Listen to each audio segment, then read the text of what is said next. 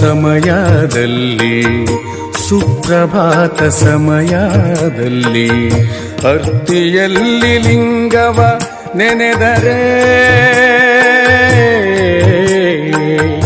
ಸುಪ್ರಭಾತ ಸಮಯದಲ್ಲಿ ಸುಪ್ರಭಾತ ಸಮಯದಲ್ಲಿ ಅರ್ತಿಯಲ್ಲಿ ಲಿಂಗವ ನೆನೆದರೆ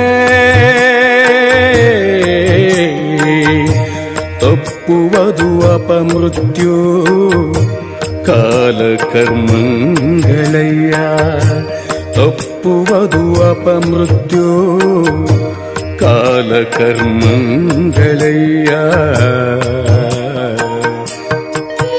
ಶರಣಾರ್ಥಿಗಳು.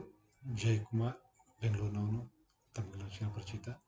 ಇವತ್ತಿನ ವಿಷಯ ಸ್ವಾಮಿ ನಿರಂಜನಾನಂದ ಸರಸ್ವತಿಯವರ ಪ್ರಾಣ ಮತ್ತು ಪ್ರಾಣಾಯಾಮದ ಪುಸ್ತಕದಿಂದ ಆಯ್ದಂತಹ ಕೆಲವು ಮಾಹಿತಿಗಳನ್ನ ಕೊಡ್ತೀನಿ. ಮೊದಲಿಗೆ ವಚನ ಗಾಯನ ಮೂಲಕ ನಾನು ಪ್ರಾರಂಭಿಸ್ತಾ ಇದ್ದೇನೆ. ಕಣ್ಣಿಗೆ ಕಣ್ಣು, ಕಣ್ಣಿಗೆ ಕಣ್ಣು, ಕಣ್ಣೊಳು ಕಣ್ಣು, ಕಣ್ಣಿಗೆ ಕಣ್ಣು, ಕಣ್ಣೊಳು ಕಣ್ಣು, ಕಣ್ಣಿಗೆ ಕಣ್ಣು, ಕಣ್ಣೊಳು ಕಣ್ಣು, ಕಣ್ಣೇ ನೇತ್ರ, ನೇತ್ರವೇ ಸೂತ್ರ, ಕಣ್ಣೇ ನೇತ್ರ, ನೇತ್ರವೇ ಸೂತ್ರ, ಸೂತ್ರವೇ ಲಿಂಗ, ಲಿಂಗವೇ ಗುಹ್ಯ, ಗುಹ್ಯಕ್ಕೆ ಗುಹ್ಯ, ಗೌಪ್ಯಕ್ಕೆ ಗೌಪ್ಯ, ರಹಸ್ಯಕ್ಕೆ ರಹಸ್ಯ. ಈ ನೇತ್ರ ಮಹಿಮೆಯಂ ಗುಹೇಶ್ವರ ಬಲ್ಲನಲ್ಲದೆ, ಈ ನೇತ್ರದ ಮಹಿಮೆಯಂ ಗುಹೇಶ್ವರ ಬಲ್ಲನಲ್ಲದೆ, ಕಣ್ಣಗೆಟ್ಟಣ್ಣಗಳೆತ್ತಬಲ್ಲರಯ್ಯ ನೋಡಯ್ಯ ಗುಹೇಶ್ವರ, ಕಣ್ಣಗೆಟ್ಟಣ್ಣಗಳೆತ್ತಬಲ್ಲರೈ ನೋಡೈ ಗುಹೇಶ್ವರ. ಶರಣಾರ್ಥಿ. ಸೊ ಈ ವಿಷಯ ಯಾಕೆ ನಾನು ಯೂಟ್ಯೂಬ್ ಮೂಲಕ ಹಾಕಕ್ಕೆ ನಾನು ಇಷ್ಟಪಟ್ಟೆ ಅಂತ ಹೇಳಿದ್ರೆ, ಪರಮ ಪೂಜ್ಯ ನಮ್ಮ ಚಿರಪರಿಚಿತರು, ಎಲ್ಲ ಲಿಂಗಾಯತಿಗೂ ಚಿರಪರಿಚಿತರಾದಂತಹ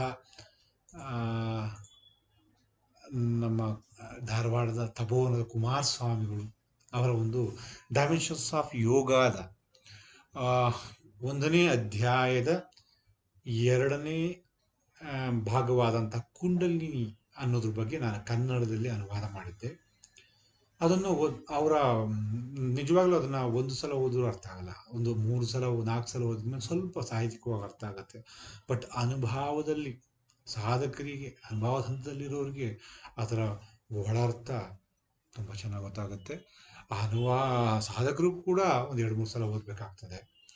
ಈ ಪುಸ್ತಕ ಕುಂಡಲಿನಿಯ ಒಂದು ಈ ಭಾಗವನ್ನ ಓದುವುದಕ್ಕೆ ಒಂದು ಮೊದಲೇ ಈ ಪ್ರಾಣದ ಬಗ್ಗೆ ನಾನು ಮಾಹಿತಿ ಕೊಟ್ಟಿದ್ರೆ ಚೆನ್ನಾಗಿತ್ತು ಅನ್ಸುತ್ತೆ. ಆದರೂ ಆ ಹೋದ ತಿಂಗಳು ಹಾಕಿದ್ಮೇಲೆ ಮತ್ತೆ ಒಂದು 15 ದಿವಸದಿಂದ ನಾನು ನೋಡ್ತಾ ಇದ್ದೆ, ಏನಕ್ಕೆ ಸ್ವಲ್ಪ ಈ ಪ್ರಾಣ ಕುಂಡಲಿನಿ ಅನ್ನುವಂಥ ಪದದ ಬಗ್ಗೆ ಸ್ವಲ್ಪ ಮಾಹಿತಿ ಯಾಕೆ ಕೊಡಬಾರ್ದು ಅಂತ ಅಂದ್ಕೊಂಡು ನಾನು ಹುಡುಕಿದಾಗ ನನಗೆ ಸಿಕ್ಕಿದಂತಹ ಪುಸ್ತಕ ಪ್ರಾಣ ಆ್ಯಂಡ್ ಪ್ರಾಣಾಯಾಮ, ಪ್ರಾಣ ಮತ್ತು ಪ್ರಾಣಾಯಾಮದ ಅಭ್ಯಾಸದ ಬಗ್ಗೆ ಸ್ವಾಮಿ ನಿರಂಜನಾನಂದ ಸರಸ್ವತಿಯವರು, ಅವರು ಋಷಿಕೇಶದವರು, ಅವರ ಒಂದು ಟಾಪಿಕ್ ಪ್ರಾಣದ ಬಗ್ಗೆ ನಾನು ಮಾಹಿತಿ ಕಲೆ ಹಾಕಿ ನಿಮಗೋಸ್ಕರ ಸಾಹಿತ್ಯ ಪಡಿಸ್ತಾ ಇದ್ದೀನಿ. ಈ ನಿರಂಜನಾನಂದ ಸರಸ್ವತಿಯವ್ರ ಬಗ್ಗೆ ಹೇಳಬೇಕಾದ್ರೆ, ಅವರು ನಮ್ಮ ಇಲ್ಲಿ ತೋರಿಸ್ತಾ ಇದ್ದೀನಲ್ಲ, ಈ ಮಹಾತ್ಮರು ಶಿವಾನಂದ ಸರಸ್ವತಿಯವರು ಋಷಿಕೇಶದವರು, ಇವರ ಒಬ್ಬ ಶಿಷ್ಯ. ಇವರ ಬಗ್ಗೆ ಸ್ವಲ್ಪ ನಾನು ಇಲ್ಲಿ ನಮ್ಮ ಅನುವಾದಕ ನುಡಿಯಲ್ಲಿ ನಾನು ಕೊಟ್ಟಿದ್ದೇನೆ. ಪೂಜ್ಯ ಕುಮಾರಸ್ವಾಮಿಗಳು ತಪೋವನ ಧಾರವಾಡ ಅವರ ಡೈಮೆನ್ಷನ್ಸ್ ಆಫ್ ಯೋಗದ 1ನೇ ಭಾಗದ 2ನೇ ಅಧ್ಯಾಯದ ಕುಂಡಲಿನಿ ಯೋಗದ ಬಗ್ಗೆ ಅನುವಾದ ಮಾಡಿ ಎಲ್ಲ ಬಸವ ಆಧ್ಯಾತ್ಮಿಕ ಸಾಧಕರಿಗೆ ನಾನು ಸಾದರಪಡಿಸಿದ್ದೇನೆ. ಹೋದ ವಾರ ಈ ಲೇಖನದನ್ನು ಇನ್ನೊಮ್ಮೆ ನಾನು ತಿರುವಿ ಹಾಕಬೇಕಾದ್ರೆ ನನಗೆ ಇನ್ನಷ್ಟು ಕುಂಡಲಿ ಮತ್ತು ಪ್ರಾಣದ ಬಗ್ಗೆ ತಿಳಿಸಲು ಒಳ್ಳೆಯದು ಅನಿಸುತ್ತೆ. ಈ ನಿಟ್ಟಿನಲ್ಲಿ ನನಗೆ ಸಹಾಯಕವಾಗಿದ್ದು ಪೂಜ್ಯ ಕುಮಾರಸ್ವಾಮಿಗಳ ಸಮಕಾಲೀನರಾದಂತಹ, ಅವರ ಆಧ್ಯಾತ್ಮಿಕ ಸ್ನೇಹಿತರಾದಂತಹ ಪೂಜ್ಯ ಶಿವಾನಂದ ಸರಸ್ವತಿಗಳು. ಇವರ ಒಂದು ಚಿತ್ರವನ್ನು ನಾನು ಕೊಟ್ಟಿದ್ದೀನಿ. ಒಂದು ಸೆಕೆಂಡ್ ತೋರಿಸ್ಬಿಡ್ತೀನಿ ನಾನು.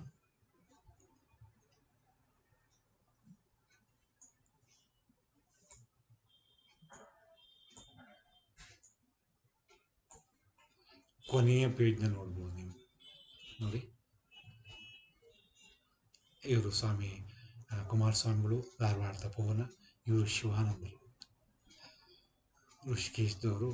ಇವ್ರ ಜೊತೆ ತುಂಬ ಅನ್ಯೋನ್ಯ ಒಂದು ಸ್ನೇಹಿತ್ವ ಮತ್ತು ಸಹಪಾಠಿಗಳು, ಅವರು ಆಧ್ಯಾತ್ಮಿಕ ಸಹಪಾಠಿಗಳು. ಇವ್ರ ಬಗ್ಗೆ ತುಂಬ ತಿಳ್ಕೊಬೇಕು ನಾವು. ಸೊ ಅವ್ರನ್ನ ತಿಳಿಯೋಕ್ಕೆ ಆಗಲಿಲ್ಲ, ಯಾಕಂದರೆ ಇಂಗ್ಲೀಷ್ನಲ್ಲಿ, ಹಿಂದಿಲಿ ಇರ್ತದೆ. ಸೊ ಅದನ್ನು ನೀವು ತಿಳ್ಕೊಬೇಕು ಅಂತ ಹೇಳಿದ್ರೆ ಕುಮಾರಸ್ವಾಮಿಗಳ ಪುಸ್ತಕಗಳನ್ನು ಓದಿದ್ರೆ ಸಾಕು. ಈಗ ನಾನು ಹೇಳ್ತಾ ಇದ್ದೀನಿ, ಪೂಜ್ಯ ಶಿವಾನಂದ ಅವರ ಆಧ್ಯಾತ್ಮಿಕ ಸ್ನೇಹಿತರಂತ ಶಿವಾನಂದ ಸರಸ್ವತಿಯವರ ಗರಡಿಯಲ್ಲಿ ಅವರ ಶಿಷ್ಯರಾದ ನಿರಂಜನ ಸರಸ್ವತಿಯವರ ಪ್ರಾಣದ ಬಗ್ಗೆ ಸಿಕ್ಕ ಒಂದು ಲೇಖನ ಇದು. ನನ್ನ ಮನವಿ ಎಂದರೆ, ಈ ಲೇಖನವನ್ನು ಓದಿದ ಮೇಲೆ ಪೂಜ್ಯ ಕುಮಾರಸ್ವಾಮಿಗಳಂಥ ಕುಂಡಲಿನಿ ಯೋಗದ ನನ್ನ ಕನ್ನಡ ಅನುವಾದವನ್ನು ಇನ್ನೊಮ್ಮೆ ಓದಿ, ಪ್ರಶ್ನೆಗಳಿದ್ದರೆ ಕಳಿಸಿ, ಏನಾದರೂ ತಪ್ಪಿದರೆ ನನಗೆ ಹೇಳಿ, ಮತ್ತು ಪ್ರಶ್ನೆಗಳಿದ್ದರೆ ನನ್ನ ಗುರುಗಳಾದಂಥ ಡಾಕ್ಟರ್ ಮರಿಬಸಪ್ಪ ಧನದಮನಿಯವ್ರ ಮೂಲಕ ಧನದಮನಿಯವರಿಗೂ ಕೂಡ ನೀವು ವಾಟ್ಸಪ್ ಮೂಲಕ ಸಂದೇಶ ಕಳಿಸಿ ಉತ್ತರ ಪಡಿಬೋದು, ಅಥವಾ ಫೋನು ಮಾಡ್ಬೋದು. ಧನದಮನಿಯವರು ಅದನ್ನು ರಿಸೀವ್ ಮಾಡ್ತಾರೆ. ಫೋನ್ ಮೂಲಕ ಉತ್ತರ ಬಯಸ್ಬೋದು. ಆಧ್ಯಾತ್ಮ ಸಾಧಕರಿಗೆ ಹೇಳ್ತಾ ಇದ್ದೀನಿ. ಸೊ ಇದು ಬಹಳ ಒಂದು ಉಪಯುಕ್ತವಾದಂಥ ಲೇಖನ. ದಯವಿಟ್ಟು ಇದನ್ನು ನಾನು ಒಂದು ಸರಣಿಯಲ್ಲಿ ಕೊಡ್ತಾ ಇದ್ದೀನಿ. ಕೊನೆಯ ಮತ್ತು ಮಧ್ಯದ ಕೆಲವು ಭಾಗದಲ್ಲಿ ಒಂದು ರಹಸ್ಯ ಅಡಗಿದೆ. ಆ ರಹಸ್ಯನ ನೀವು ಕೇಳ್ಕೊಂಡೇ ಹೋಗ್ಬೇಕು ಮೊದಲಿಂದ ಕೊನೆವರೆಗೂ. ಸೊ ಇಲ್ಲಿ ನಾನು ನಿಮಗೊಂದು ಕಥೆ ಹೇಳಬೇಕು ಅಂತ ಇಷ್ಟಪಡ್ತೇನೆ. ಗುರ್ಜಿಯಫ್ ಅಂತ ಒಬ್ಬರು ರಷ್ಯಾದ ಒಂದು ಮಿಸ್ಟಿಕ್ ಇದ್ರು.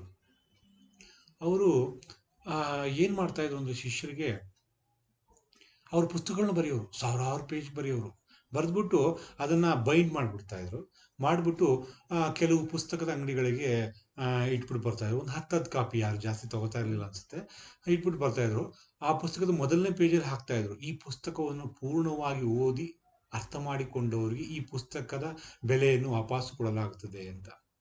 ಆ ಪುಸ್ತಕದಲ್ಲಿ ತಿರುಗ್ತಾ ಹೋಗ್ತಾ ಇದ್ದಾರೆ, ಏನೇನೇನೇನೋ ತಕೊಂಡು ಹೋಗುತ್ತೆ. ಅದು ಆ್ಯಕ್ಚುಯಲ್ ಸ್ಪಿರಿಚುವಲ್ ಟಾಪಿಕ್ಗೆ ಬರ್ತಾ ಇಲ್ಲ ಅದು. ಆದರೆ ಕೊನೆಯ ಅಥವಾ ಮಧ್ಯದ ಇನ್ನೆಲ್ಲೋ ಒಂದು ಭಾಗದಲ್ಲಿ ಆ ರಹಸ್ಯವನ್ನು ಇಟ್ಟಿರ್ತಾರೆ, ಆ ಪುಸ್ತಕದ ರಹಸ್ಯ. ಸೊ ಇದೇ ರೀತಿ ಈ ಲೇಖನದ ರಹಸ್ಯ ಎಲ್ಲೋ ಒಂದು ಕಡೆ ಅಡಗಿದೆ. ದಯವಿಟ್ಟು ನೀವು ಅದನ್ನು ಒಂದು ಭಕ್ತಿ ಭಾವದಿಂದ, ನನ್ನ ಮೇಲೆ ಭಕ್ತಿ ಇಲ್ಲ, ಬಸವ ತತ್ವದ ಭಕ್ತಿ ಭಾವದಿಂದ, ಈ ಒಂದು ಸೃಷ್ಟಿಯ ಹಿಂದಿರುವ ತತ್ವದ ಮೇಲಿನ ನಂಬಿಕೆ, ಶ್ರದ್ಧೆ ಮತ್ತು ಭಕ್ತಿ ಭಾವದಿಂದ ನೀವು ಮುಂದುವರೆದರೆ ಕೇಳಿಕೊಂಡು, ಆವಾಗ ಈ ತಿರುಳು ನಿಮಗೆ ದಕ್ತದೆ. ಪ್ರಾಣ ಮತ್ತು ಪ್ರಾಣಾಯಾಮ. ಉಪನಿಷತ್ತುಗಳು ಈ ಕೆಳಗಿನ ಒಂದು ಕಥೆಯನ್ನು ಹೇಳ್ತವೆ. ಒಮ್ಮೆ ದೇಹದಲ್ಲಿ ವಾಸಿಸುವಂತಹ ಎಲ್ಲ ದೇವತೆಗಳಾದಂತಹ ಗಾಳಿ, ಬೆಂಕಿ, ನೀರು, ಈಥರ್, ಮಾತು ಮತ್ತು ಮನಸ್ಸು ಎರಡು ಸೇರಿಸ್ತಾರೆ ನೋಡಿ. ಇವರಲ್ಲಿ ಒಂದು ವಾದ ಅಥವಾ ಒಂದು ಸಂವಾದ ಏರ್ಪಡ್ತದೆ. ಪ್ರತಿಯೊಬ್ಬರು ನಾವು ಶ್ರೇಷ್ಠರೇ ಅಂತ ಹೇಳ್ಕೋತವೆ. ನಾನು ಈ ನಶಿಸುವ ದೇಹವನ್ನು ಕಾಪಾಡುವವನು ಅಂತ ಒಬ್ಬೊಬ್ಬರು ಘೋಷಿಸ್ಕೊಳ್ತಾರೆ. ಪ್ರಾಣ ಈ ಚರ್ಚೆಯನ್ನು ಕೇಳ್ತಾ ಕೂತ್ಕೊಂಡಿದ್ದು ಅಂತಿಮವಾಗಿ ಅವ್ರಿಗೆ ಹೇಳ್ತು, ನೀವು ದಯವಿಟ್ಟು ಭ್ರಮೆಗೊಂಡು ಮಾತಾಡ್ತಾ ಇದ್ದೀರಾ, ಭ್ರಮೆಗೊಳ್ಳಬೇಡಿ. ನಾನು 5 ಭಾಗಗಳಾಗಿ ದೇಹದಲ್ಲಿ ವಿಂಗಡಿಸಲ್ಪಟ್ಟು ಈ ದೇಹವನ್ನು ಸಂರಕ್ಷಿಸ್ತಾ ಇದ್ದೀನಿ ಅಂತ ಹೇಳ್ತು. ಆದರೆ ದೇವತೆಗಳು ಅದನ್ನು ನಂಬಲಿಲ್ಲ. ಕೋಪದಿಂದ ಪ್ರಾಣ ಏನು ಮಾಡ್ತು, ದೇಹದಿಂದ ಒಮ್ಮೆಗೆ ಹಿಂದೆ ಸರಿಯಕ್ಕೆ ಪ್ರಾರಂಭಿಸಿತು. ಆಗ ತತ್ಕ್ಷಣ ಎಲ್ಲ ದೇವಾನುದೇವತೆಗಳ ದೇಹದಲ್ಲಿರುವ ದೇವತೆಗಳು ಸಹ ದೇಹದಿಂದ ಹೊರ ಹೋಗುವಂಥ ಪರಿಸ್ಥಿತಿ ಉಂಟಾಗ್ತದೆ. ಪ್ರಾಣ ಮತ್ತೆ ದೇಹ ನೆಲೆಸಿದಾಗ, ಪ್ರಾಣ ಮತ್ತೆ ದೇಹದಲ್ಲಿ ಮತ್ತೆ ರೀಇನ್ಸ್ಟಾಲ್ ಆದಾಗ, ನೆಲೆಸಿದಾಗ ದೇವತೆಗಳು ಅವರವರ ಸ್ಥಾನವನ್ನು ಪುನಃ ಆಸೀನ ಮಾಡ್ತಾರೆ. ಆವಾಗ ಅವರಿಗೆ ಪ್ರಾಣದ ಶ್ರೇಷ್ಠತೆ ಗೊತ್ತಾಗಿ ಮನಗೊಂಡು ಅವರು ಎಲ್ಲರೂ ಪ್ರಾಣಕ್ಕೆ ನಮಸ್ಕಾರ ಮಾಡ್ತಾರೆ ಅನ್ನೋದು ಉಪನಿಷತ್ತಿನ ಕತೆ. ಈ ಪ್ರಾಣದ 5 ಭಾಗಗಳಾಗಿ ನಾನು ದೇಹದಲ್ಲಿ ವಿಂಗಡಿಸ್ತೀನಿ ಅಂತ ಹೇಳ್ತಲ್ಲ, ಅದು ಏನು ಅನ್ನೋದನ್ನ ಸ್ವಲ್ಪ ನೋಡಿ. ಈ ಪ್ರಾಣವನ್ನ ಪ್ರಾಣ, ಅಪಾನ, ಉದಾನ, ಸಮಾನ, ವ್ಯಾನ ಅಂತ ಒಂದು 5 ಭಾಗಗಳಾಗಿ ಮಾಡ್ತಾರೆ.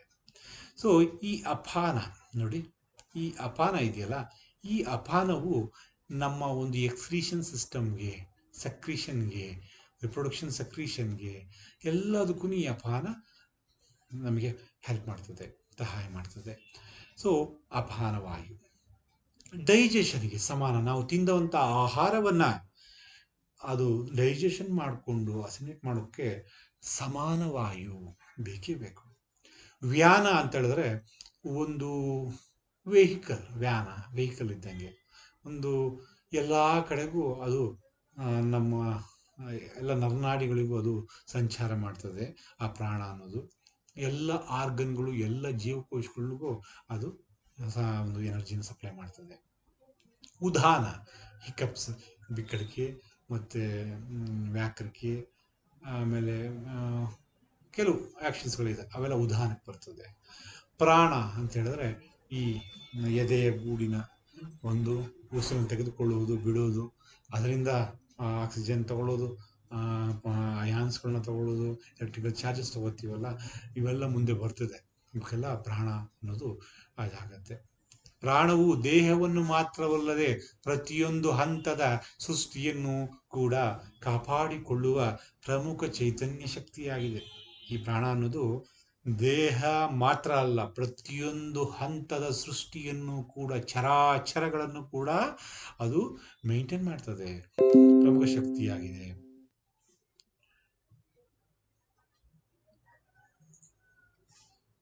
ಇಂತಹ ಒಂದು ಪ್ರಾಚೀನ ಶಕ್ತಿಯ ಅಸ್ತಿತ್ವ ಮತ್ತು ಅದರ ಸ್ವರೂಪ, ಸಾಮರ್ಥ್ಯ ಮತ್ತು ಅದು ಹೇಗೆ ಅದನ್ನು ನಾವು ಸಜ್ಜುಗೊಳಿಸುವುದು ಎಂಬುದನ್ನು ಇಂದಿನ ಆಧುನಿಕ ವಿಜ್ಞಾನ ಅರಿಯಲು ಏನು ಪ್ರಯತ್ನಿಸ್ತಿದೆಯೋ ಅದನ್ನು ಭಾರತದ ದಿವ್ಯಜ್ಞಾನಿಗಳು ಯಾವತ್ತೋ ತಿಳಿದಿದ್ರು.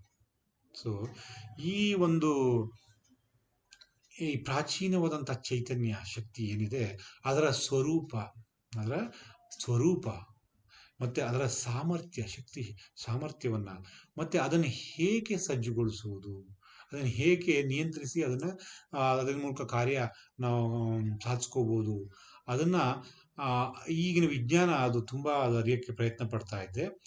ಅದನ್ನು ನಮ್ಮ ವಿಜ್ಞಾನಿಗಳು ಮೊದಲೇ ತಿಳಿತಾ ಇದ್ರು.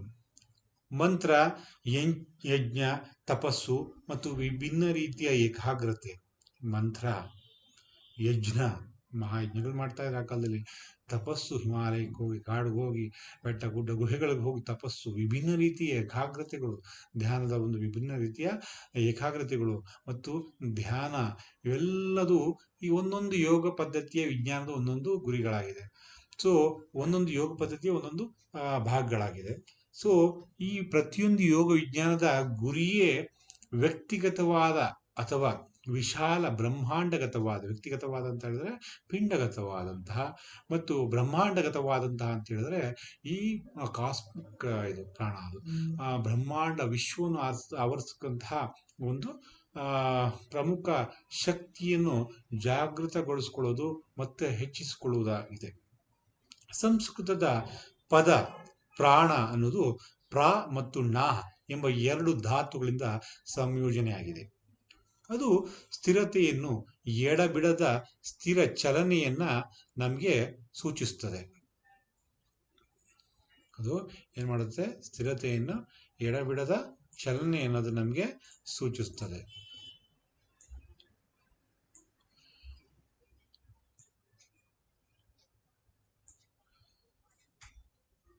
ಅದು ಪ್ರತಿಕ್ರಿಯೆಯನ್ನು, ಆ ಕ್ರಿಯೆ ಯಾವುದಾಗಿರ್ಬೋದು, ಸ್ವಯಂ ಪ್ರೇರಿತವಾಗಿರ್ಬೋದು ಅಥವಾ ಅನೈಚ್ಛಿಕವಾಗಿರ್ಬೋದು, ಪ್ರತಿ ಆಲೋಚನೆಯನ್ನು, ಮನಸ್ಸು ಮತ್ತು ದೇಹದ ಪ್ರತಿಯೊಂದು ಹಂತವನ್ನು ಪ್ರೇರೇಪಿಸುವಂತಹ ಇಂದ್ರಿಯ ಜೀವಿಗಳಲ್ಲಿ ಪ್ರಾಣವು ಅಸ್ತಿತ್ವದಲ್ಲಿದೆ. ಸೊ ಪ್ರತಿ ಕ್ರಿಯೆಯನ್ನು ಸ್ವಯಂ ಪ್ರೇರಿತ ಇರ್ಬೋದು, ಅನೈಚ್ಛಿಕ ಇರ್ಬೋದು, ಪ್ರತಿ ಆಲೋಚನೆಯನ್ನು ಮನಸ್ಸು ಮತ್ತು ದೇಹದ ಪ್ರತಿಯೊಂದು ಹಂತವನ್ನು ಪ್ರೇರೇಪಿಸುವ ಶಕ್ತಿಯಾಗಿ ಅದು ಇಂದ್ರಿಯ ಜೀವಿಗಳಲ್ಲಿ ಪ್ರಾಣವು ಅಸ್ತಿತ್ವದಲ್ಲಿದೆ. ವೈಜ್ಞಾನಿಕ ಸಂಶೋಧನೆಯು ಪ್ರಾಣವನ್ನು ಸಂಕೀರ್ಣವಾದಂತಹ ಬಹು ಆಯಾಮದ ಶಕ್ತಿ ಅಂತ ವಿವರಿಸ್ತದೆ.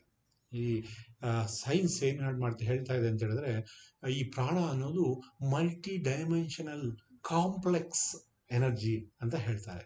ಸಂಕೀರ್ಣವಾದಂತಹ ಮಲ್ಟಿ ಡೈಮೆನ್ಷನ್ ಬಹು ಆಯಾಮದ ಚೈತನ್ಯವಾಗಿದೆ ಅಂತ ಅವ್ರು ಹೇಳ್ತಾರೆ. ಅದು ಪ್ರಾಣವನ್ನು ವಿದ್ಯುತ್ ಮತ್ತು ಅಯಸ್ಕಾಂತೀಯ, ವಿದ್ಯುತ್ಕಾಂತೀಯ, ಫೋಟೋನಿಕ್, ಗೂಢವಾದಂತಹ, ಗೌಪ್ಯವಾದಂತಹ, ಉಷ್ಣ ಮತ್ತು ಮಾನಸಿಕ ಶಕ್ತಿಗಳ ಒಂದು ಸಂಯೋಜನೆ. ಅದಕ್ಕೆ ಕಾಂಪ್ಲೆಕ್ಸ್ ಅಂತ ಯಾಕೆ ಕರೀತಾರೆ ಅಂತ ಹೇಳಿದ್ರೆ, ಅದು ವಿದ್ಯುತ್ ಎಲೆಕ್ಟ್ರಿಕ್ ವೇವ್ ಆಗಿರ್ಬೋದು, ಅಯಸ್ಕಾಂತೀಯ ಅಂತ ಹೇಳಿದ್ರೆ ಮ್ಯಾಗ್ನೆಟಿಕ್ ವೇವ್ ಆಗಿರ್ಬೋದು, ಅಥವಾ ವಿದ್ಯುತ್ ಕಾಂತಿ, ಎರಡರ ಕಾಂಬಿನೇಷನ್ ವಿದ್ಯುತ್ ಕಾಂತಿನಿಯ ಒಂದು ಆಗಿರ್ಬೋದು, ಫೋಟೋನಿಕ್ ಆಗಿರ್ಬೋದು, ಫೋಟಾನ್ಗಳಿಂದ ಚಿಮ್ಮುವಂಥ ಎನರ್ಜಿ ಆಗಿರ್ಬೋದು, ಗೂಢವಾದಂತಹ ಗೌಪ್ಯ ಶಕ್ತಿ ಆಗಿರ್ಬೋದು. ಗೌಪ್ಯ ಶಕ್ತಿಗಳಲ್ಲಿ ಒಬ್ಬ ಮಾಟ ಮಂತ್ರಗಾರರು ಒಂದು ಸಂಕಲ್ಪ ಶಕ್ತಿಯಿಂದ ಬೇರೆಯವರ ಒಂದು ಆರೋಗ್ಯದ ಮೇಲೆ ಎಫೆಕ್ಟ್ ಮಾಡ್ತಾರಲ್ಲ, ಆ ಶಕ್ತಿ ಕಣ್ಣಿಗೆ ಕಾಣಲ್ಲ ಅಂತ ಗೂಢವಾದ ಶಕ್ತಿ ಆಗಿರ್ಬೋದು, ಅಥವಾ ಒಳ್ಳೆ ಆಲೋಚನೆಗಳಿಂದ ಯೋಗಿಗಳು ಮನುಷ್ಯರ ಮೇಲೆ ಪ್ರಭಾವ ಬೀರುವಂಥ ಶಕ್ತಿಗಳಾಗಿರ್ಬೋದು, ಉಷ್ಣ ಥರ್ಮಲ್ ವೇವ್ಸ್ ಆಗಿರ್ಬೋದು, ಅಥವಾ ಮಾನಸಿಕ ಶಕ್ತಿಗಳ. ಸೊ ಮನಸ್ಸಿಗೆ ಸಂಬಂಧಿಸಪಟ್ಟಂತಹ ಶಕ್ತಿಗಳ ಒಂದು ಸಂಯೋಜನೆ ಆಗಿದೆ. ಅದಕ್ಕೆ ಕಾಂಪ್ಲೆಕ್ಸ್ ಮಲ್ಟಿ ಡೈಮೆನ್ಷನಲ್ ಎನರ್ಜಿ ಅಂತ ಕರೀತಾರೆ. ಪ್ರಾಣವು ಬರೀ ಇಂದ್ರಿಯ ಜೀವಿಗಳಲ್ಲಿ ಮಾತ್ರ ಇಲ್ಲ. ಪ್ರಾಣವು ಇಂದ್ರಿಯ ಜ್ಞಾನ ರಹಿತ ಜಡ ಜಗತ್ತಿನಲ್ಲಿಯೂ ಅಸ್ತಿತ್ವದಲ್ಲಿದೆ. ಆ ಮಟ್ಟದಲ್ಲಿ ಅವುಗಳ ಚಲನೆ, ಬೆಳವಣಿಗೆ ಮತ್ತು ನಶಿಸುವಿಕೆಗೆ ಕಾರಣವಾಗ್ತದೆ. ಪ್ರಾಣವು ಇಂದ್ರಿಯ ಜ್ಞಾನ ರಹಿತವಾದಂಥ ಜಡ ಜಗತ್ತಿನಲ್ಲಿಯೂ ಅಸ್ತಿತ್ವದಲ್ಲಿದೆ. ಆ ಮಟ್ಟದಲ್ಲಿ ಅವುಗಳ ಚಲನೆ, ಬೆಳವಣಿಗೆ ಮತ್ತು ನಶಿಸುವಿಕೆಗೆ ಕಾರಣವಾಗ್ತದೆ. ಪ್ರಾಣವು ನಿಜಕ್ಕೂ ಅಭಿವ್ಯಕ್ತ ಸೃಷ್ಟಿಯ ಆಧಾರವಾಗಿದೆ. ಇದು ಸೃಷ್ಟಿಯ ರಚನೆಗಾಗಿ ಪ್ರಾಥಮಿಕ ಪ್ರಜ್ಞೆಯ ಮೂಲ ಇಚ್ಛಾಶಕ್ತಿಯಿಂದ ಹೊರಹೊಮ್ಮಿದ್ದುದಾಗಿದೆ. ಪ್ರಾಣವು ಇಂದ್ರಿಯ ಜ್ಞಾನ ರಹಿತ ಜಡಜಗತ್ತಿನಲ್ಲೂ ಅದು ಅಸ್ತಿತ್ವದಲ್ಲಿದೆ. ಅಂದರೆ ಕಲ್ಲು, ಮಣ್ಣು, ಮರ, ಗಿಡ ಎಲ್ಲದರಲ್ಲೂ ಇದೆ. ಆ ಮಟ್ಟದಲ್ಲಿ ಅವುಗಳ ಚಲನೆ, ಬೆಳವಣಿಗೆ ಮತ್ತು ನಶಿಸುವಿಕೆಗೆ ಕಾರಣವಾಗ್ತದೆ. ಅದು ಚಲನೆಗೆ ಕಾರಣವಾಗ್ತದೆ, ಬೆಳವಣಿಗೆಗೆ ಕಾರಣವಾಗ್ತದೆ ಮತ್ತು ಅದರ ಒಂದು ಲಯಕ್ಕೆ ಕಾರಣವಾಗ್ತದೆ. ಪ್ರಾಣವು ನಿಜಕ್ಕೂ ಅಭಿವ್ಯಕ್ತ ಸೃಷ್ಟಿಯ ಆಧಾರವಾಗಿದೆ. ಪ್ರಾಣ ಏನು ಇಲ್ಲಿ ತೋರ್ತಾ ಇದೆ ಅಂತಹ ಮ್ಯಾನಿಫೆಸ್ಟೆಡ್ ಕ್ರಿಯೇಷನ್ಸ್ ಅಲ್ಲಿ, ಅಭಿವ್ಯಕ್ತ ಸೃಷ್ಟಿಯಲ್ಲಿ ಆಧಾರವಾಗಿದೆ. ಇದು ಸೃಷ್ಟಿಯ ರಚನೆಗಾಗಿ ಪ್ರಾಥಮಿಕ ಪ್ರಜ್ಞೆಯ ಮೂಲ ಇಚ್ಛಾಶಕ್ತಿಯಿಂದ ಹೊರಹೊಮ್ಮಿದ ಶಕ್ತಿಯಾಗಿದೆ. ಪ್ರಾಣವು ನಿಜಕ್ಕೂ ಅಭಿವ್ಯಕ್ತ ಸೃಷ್ಟಿಯ ಆಧಾರ. ಇದು ಸೃಷ್ಟಿಯ ರಚನೆಗಾಗಿ ಪ್ರಾಥಮಿಕ ಪ್ರಜ್ಞೆಯ ಮೂಲ ಇಚ್ಛಾಶಕ್ತಿಯಿಂದ ಹೊರಹೊಮ್ಮಿದ ಶಕ್ತಿಯಾಗಿದೆ. ಛಾಂದೋಗ್ಯೋಪನಿಷತ್ನಲ್ಲಿ ಹೀಗೆ ಹೇಳ್ತಾರೆ, ಪ್ರಾಣದಲ್ಲಿ ಎಲ್ಲ ಚರಾಚರ ಜೀವಿಗಳು ವಿಲೀನವಾಗ್ತದೆ. ಯಾವಾಗ? ವಿಸರ್ಜನೆಯ ಸಮಯದಲ್ಲಿ ಅಥವಾ ಲಯದ ಸಮಯದಲ್ಲಿ. ಮತ್ತು ಅವು ಪ್ರಾಣದಿಂದ ಹೊರಹೊಮ್ಮುತ್ತವೆ. ಏನಾಗುತ್ತೆ? ಹೊರಹೊಮ್ಮುತ್ತವೆ ಅಂತ ಅವರು ಹೇಳ್ತಾರೆ.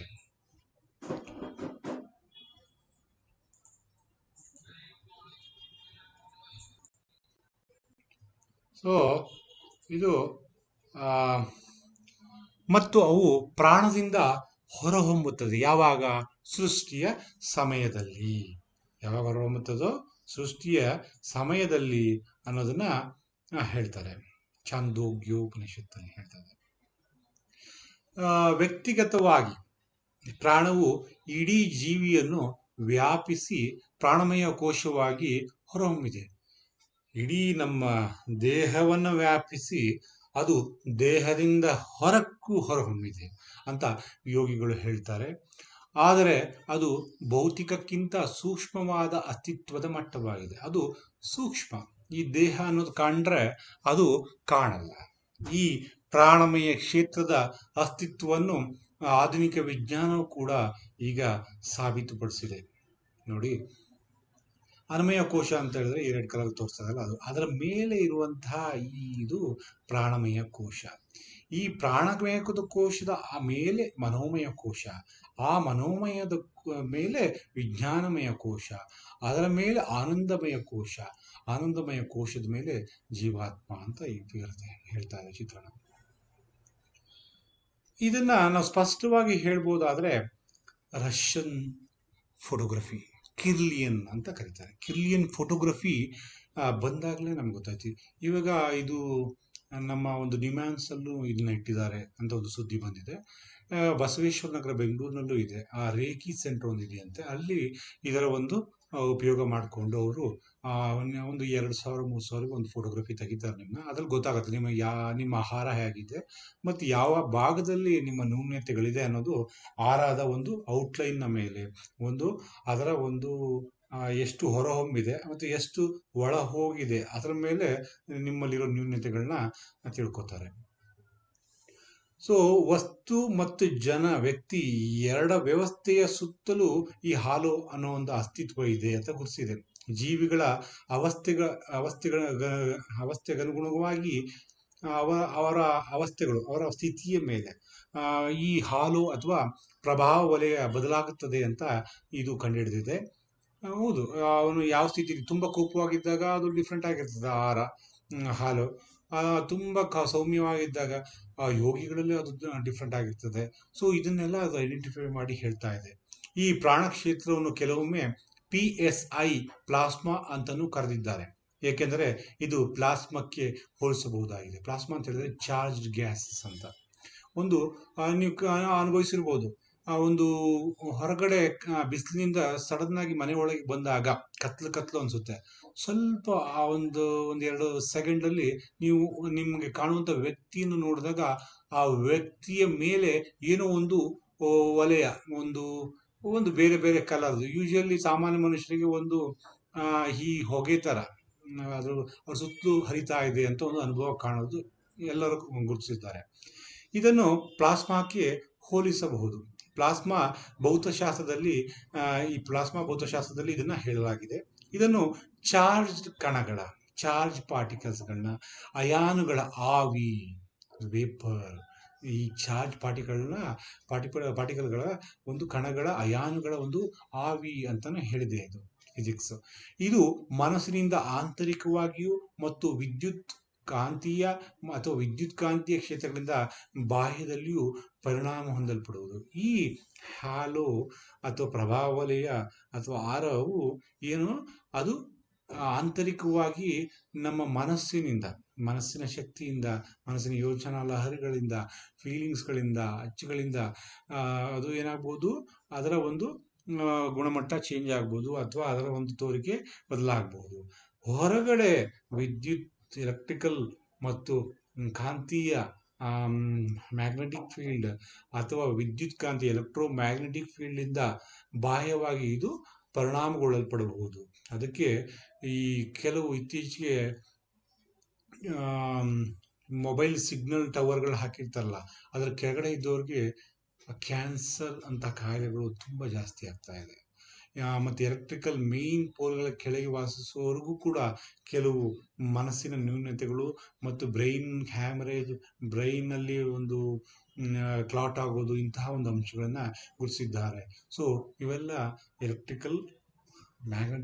ಎಲೆಕ್ಟ್ರೋಮ್ಯಾಗ್ನೆಟಿಕ್ನ ಎಫೆಕ್ಟ್ಗಳು ನಮ್ಮ ಹಾಲು ಮೇಲೆ, ಪ್ರಭಾವ ವಲಯದ ಮೇಲೆ. ನೋಡಿ ಎಷ್ಟು ಚೆನ್ನಾಗಿ ತೋರಿಸಿದ್ದಾರೆ ಇದು ಅಂತೇಳಿ. ಈ ಪ್ರಭಾವ ವಲಯ ಹೇಗಿದೆ ಅಂತ ಒಬ್ಬ ಆರೋಗ್ಯವಂತ ಮನುಷ್ಯನದ ಹಾಲು ಒಂದು ಒಳ್ಳೆ ಬ್ಯೂಟಿಫುಲ್ ಆಗಿ ಕಾಣಿಸ್ತಾ ಇದ್ದಾರೆ.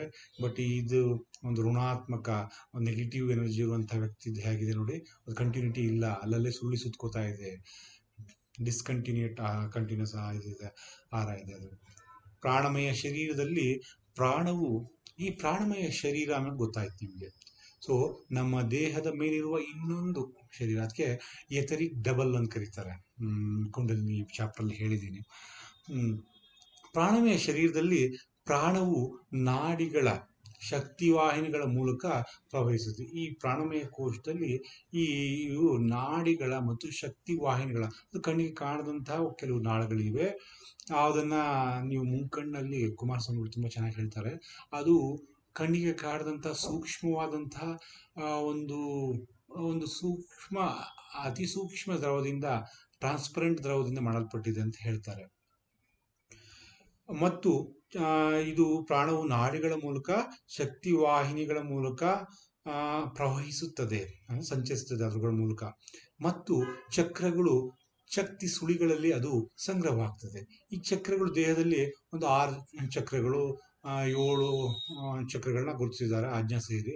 ಸೊ ಯೋಗಶಾಸ್ತ್ರದಲ್ಲಿ ನಮ್ಮ ಶರಣರು ಅಂತೂ ಅವರು 13-14 ತನಕ ಹೋಗ್ತದೆ. ಅತಿ ಸೂಕ್ಷ್ಮ ಲೆವೆಲ್ ಹೋಗ್ತಾ ಇದ್ದಂಗೆ ಅತಿ ಸೂಕ್ಷ್ಮ ಚಕ್ರಗಳನ್ನ ಐಡೆಂಟಿಫೈ ಮಾಡೋಕ್ಕೆ ಸಾಧ್ಯ ಇದೆ. ಸೊ ಅದನ್ನ ಶರಣರು 13-14 ಚಕ್ರಗಳ ಬಗ್ಗೆ ಮಾತಾಡ್ತಾರೆ. ಪ್ರಾಣವು ವಿದ್ಯುತ್ ಕಾಂತೀಯ ಶಕ್ತಿಯ ವಿಕಿರಣವನ್ನು ಹೊರಸೂಸುತ್ತದೆ. ಸೊ ಈ ಪ್ರಾಣವು ಎದ್ರ ಮೂಲಕ ಹೋಗ್ತದೆ, ನಾಡಿಗಳ ಮೂಲಕ ಸಂಚರಿಸ್ತದೆ. ಈ ಕೋಶದ ಒಳಗಡೆ ಎಲ್ಲ ಆ ನಾಡಿಗಳು ಒಂದು ಈ ಎಲೆಯ ಪರ್ಣೋಪಾದಿಯಲ್ಲಿರ್ತದೆ. ಎಲೆಗಳಲ್ಲಿ ಕಾಣುವಂತ, ಅದನ್ನು ಒಣಗಿಸಿದಾಗ ಅದ್ರೊಳಗಡೆ ಹೇಗೆ ಅದ್ರ ಒಳಗಡೆ ಇರುವಂತ ಒಂದು ನಾರುಗಳು ಕಾಣ್ತವೆ, ಆ ಥರ ಅಲ್ಲಿ ಇಡೀ ಶರೀರವನ್ನ, ಪ್ರಾಣಮಯ ಶರೀರವನ್ನ, ಸೂಕ್ಷ್ಮ ಶರೀರವನ್ನು ಅದು ವ್ಯಾಪಿಸಿ ಅದ್ರ ಮೂಲಕ ಸಂಚರಿಸ್ತದೆ. ಇಂಥ ಇದರಲ್ಲಿ ಎಲ್ಲೆಲ್ಲಿ ಆ ಪರ್ಣಪತ್ರೆಗಳು ಎಲ್ಲೆಲ್ಲಿ ಕೂರ್ಕೋತಾವ ಅಲ್ಲಲ್ಲಿ ಒಂದೊಂದು ಜಾಯಿಂಟ್ ಇರುತ್ತಲ್ಲ, ಅದನ್ನ ಶಕ್ತಿ ಸುಳಿಗಳು ಅಥವಾ ಚಕ್ರಗಳು ಅಂತ ಕರಿಬಹುದು ನಾವು. ಸೊ ಕೆಲವು ಸಂಶೋಧಕರ ಪ್ರಕಾರ ಪ್ರಾಣವು ವಿದ್ಯುತ್ ಕಾಂತೀಯ ಶಕ್ತಿಯ ವಿಕಿರಣವನ್ನು ಹೊರಸುತ್ತದೆ. ಕೆಲವು ಸಂಶೋಧಕರು ಏನ್ ಹೇಳ್ತಾರೆ ಅಂತ ಹೇಳಿದ್ರೆ, ವಿದ್ಯುತ್ ಕಾಂತೀಯ ಶಕ್ತಿಯ ವಿಕಿರಣಗಳನ್ನು, ಎಲೆಕ್ಟ್ರೋಮ್ಯಾಗ್ನೆಟಿಕ್ ವೇವ್ಸ್ ಅದು ಹೊರಸೂಸ್ತದೆ. ಇದರಲ್ಲಿ ವಿದ್ಯುತ್ ಶಕ್ತಿಯ ಅಲೆಗಳು ಮತ್ತು ಕಾಂತ ಶಕ್ತಿಯ ಅಲೆಗಳು ಪರಸ್ಪರ 90 ಡಿಗ್ರಿಯಷ್ಟು ಅಂತರದಿಂದ ಬೆರೆತಿರ್ತದೆ ಅಂತ ಹೇಳ್ತಾರೆ. ಸೊ ಒಂದು ಸೆಕೆಂಡ್ ಅದನ್ನು ತೋರಿಸ್ತೀನಿ ನಾನು ಹೇಗಿರ್ತದೆ ಅಂತ.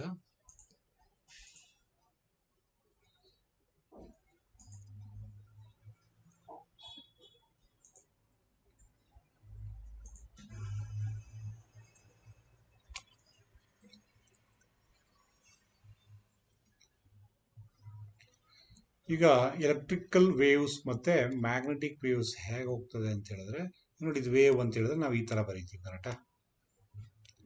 ಸೊ ಈ ಎರಡು ವೇವ್ಗಳು ಯಾವ ರೀತಿ ಇದೆ ಅಂತ ಹೇಳಿದ್ರೆ, ನೋಡೋಣ, ಇದು ಟೈಮ್ ಅಂತ ತಗೊಳ್ಳೋಣ, ಇದು ಡಿಸ್ಪ್ಲೇಸ್ಮೆಂಟ್ ಅಂತ ತಗೊಳ್ಳೋಣ, ವೈ, ಇದು ಥೀಟಾ, ಆಂಗಲ್ ಅಂತ ತಗೊಳ್ಳೋಣ. ಇದು 0 ಇಂದ ಸ್ಟಾರ್ಟ್ ಆಯ್ತು ಅಂತ ಹೇಳಿದ್ರೆ ಮ್ಯಾಗ್ನೆಟಿಕ್ ವೇವ್ಸ್ ಅಥವಾ ಎಲೆಕ್ಟ್ರಿಕಲ್ ವೇವ್ಸ್. ಇದನ್ನು ಎಲೆಕ್ಟ್ರಿಕಲ್ ವೇವ್ಸ್ ಅಂತ ಕರೆಯೋಣ, ಎಲೆಕ್ಟ್ರಿಕಲ್. ಇನ್ನೊಂದು ಮ್ಯಾಗ್ನೆಟಿಕ್ ವೇವ್, ಅದು ಅದಕ್ಕೂ ಅಂತರ ಹೇಗಿದೆ ಅಂತ ಹೇಳಿದ್ರೆ, ಇದು 0 ಡಿಗ್ರಿ ಆದರೆ ಇದು 90, 180, 360, ಇದು ಒಂದು ವೇವ್ ಆಗುತ್ತೆ. ಸೊ ಇನ್ನೊಂದು ವೇವ್ ಆ 90 ಡಿಗ್ರಿ ಅಂತರದಿಂದ ಶುರು ಆಗುತ್ತೆ ಅಂತ ಕರೀತಾರೆ. 90 ಡಿಗ್ರಿ ಅಂತರ ಹಿಂಗಿಂದಲೂ ಶುರು ಆಗ್ಬೋದು. ಓಕೆ, ಸೊ ಈ ಮ್ಯಾಗ್ನೆಟಿಕ್ ವೇವ್ ಮತ್ತೆ ಎಲೆಕ್ಟ್ರಿಕಲ್ ವೇವ್ ಅದು ಸುರುಳಿ ತರ ಒಂದು ಆಕೃತಿಯನ್ನ ಫಾರ್ಮ್ ಮಾಡ್ತದೆ, ಸುರುಳಿ ಆಕಾರದಲ್ಲೂ ಶುರು ಮಾಡ್ತದೆ.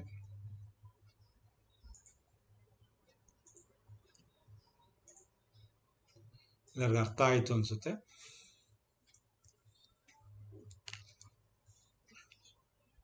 ವಿದ್ಯುತ್ ಶಕ್ತಿಯ ಅಲೆಗಳು ಮತ್ತು ವಿದ್ಯುತ್ ಕಾಂತೀಯ ಅಲೆಗಳು ಪರಸ್ಪರ 90 ಡಿಗ್ರಿಗಳಷ್ಟು ಅಂತರದಿಂದ ಬೆರೆತಿರುತ್ತದೆ ಅಂತ ಹೇಳ್ತೀವಿ.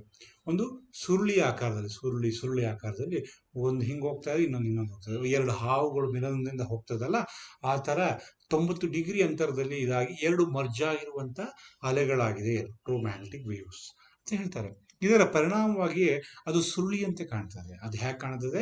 ಸುರುಳಿಯಾಗಿ 2 ಹಾವುಗಳು ಒಂದು ಹೋಗುವ ಸಮಯದಲ್ಲಿ ಹೇಗೆ ಕಾಣ್ತದೋ ಆ ತರ ಕಾಣ್ತದೆ. ಅದನ್ನೇ ನಾವು ಚಕ್ರಗಳ ಒಂದು ಇದರಲ್ಲಿ ಆ ತರ ಒಂದು ಸುರುಳಿ ಆಕಾರವಾಗಿ ಜಡೆ ಹೆಣದ ರೀತಿಯಲ್ಲಿ ತೋರಿಸ್ತಾರೆ.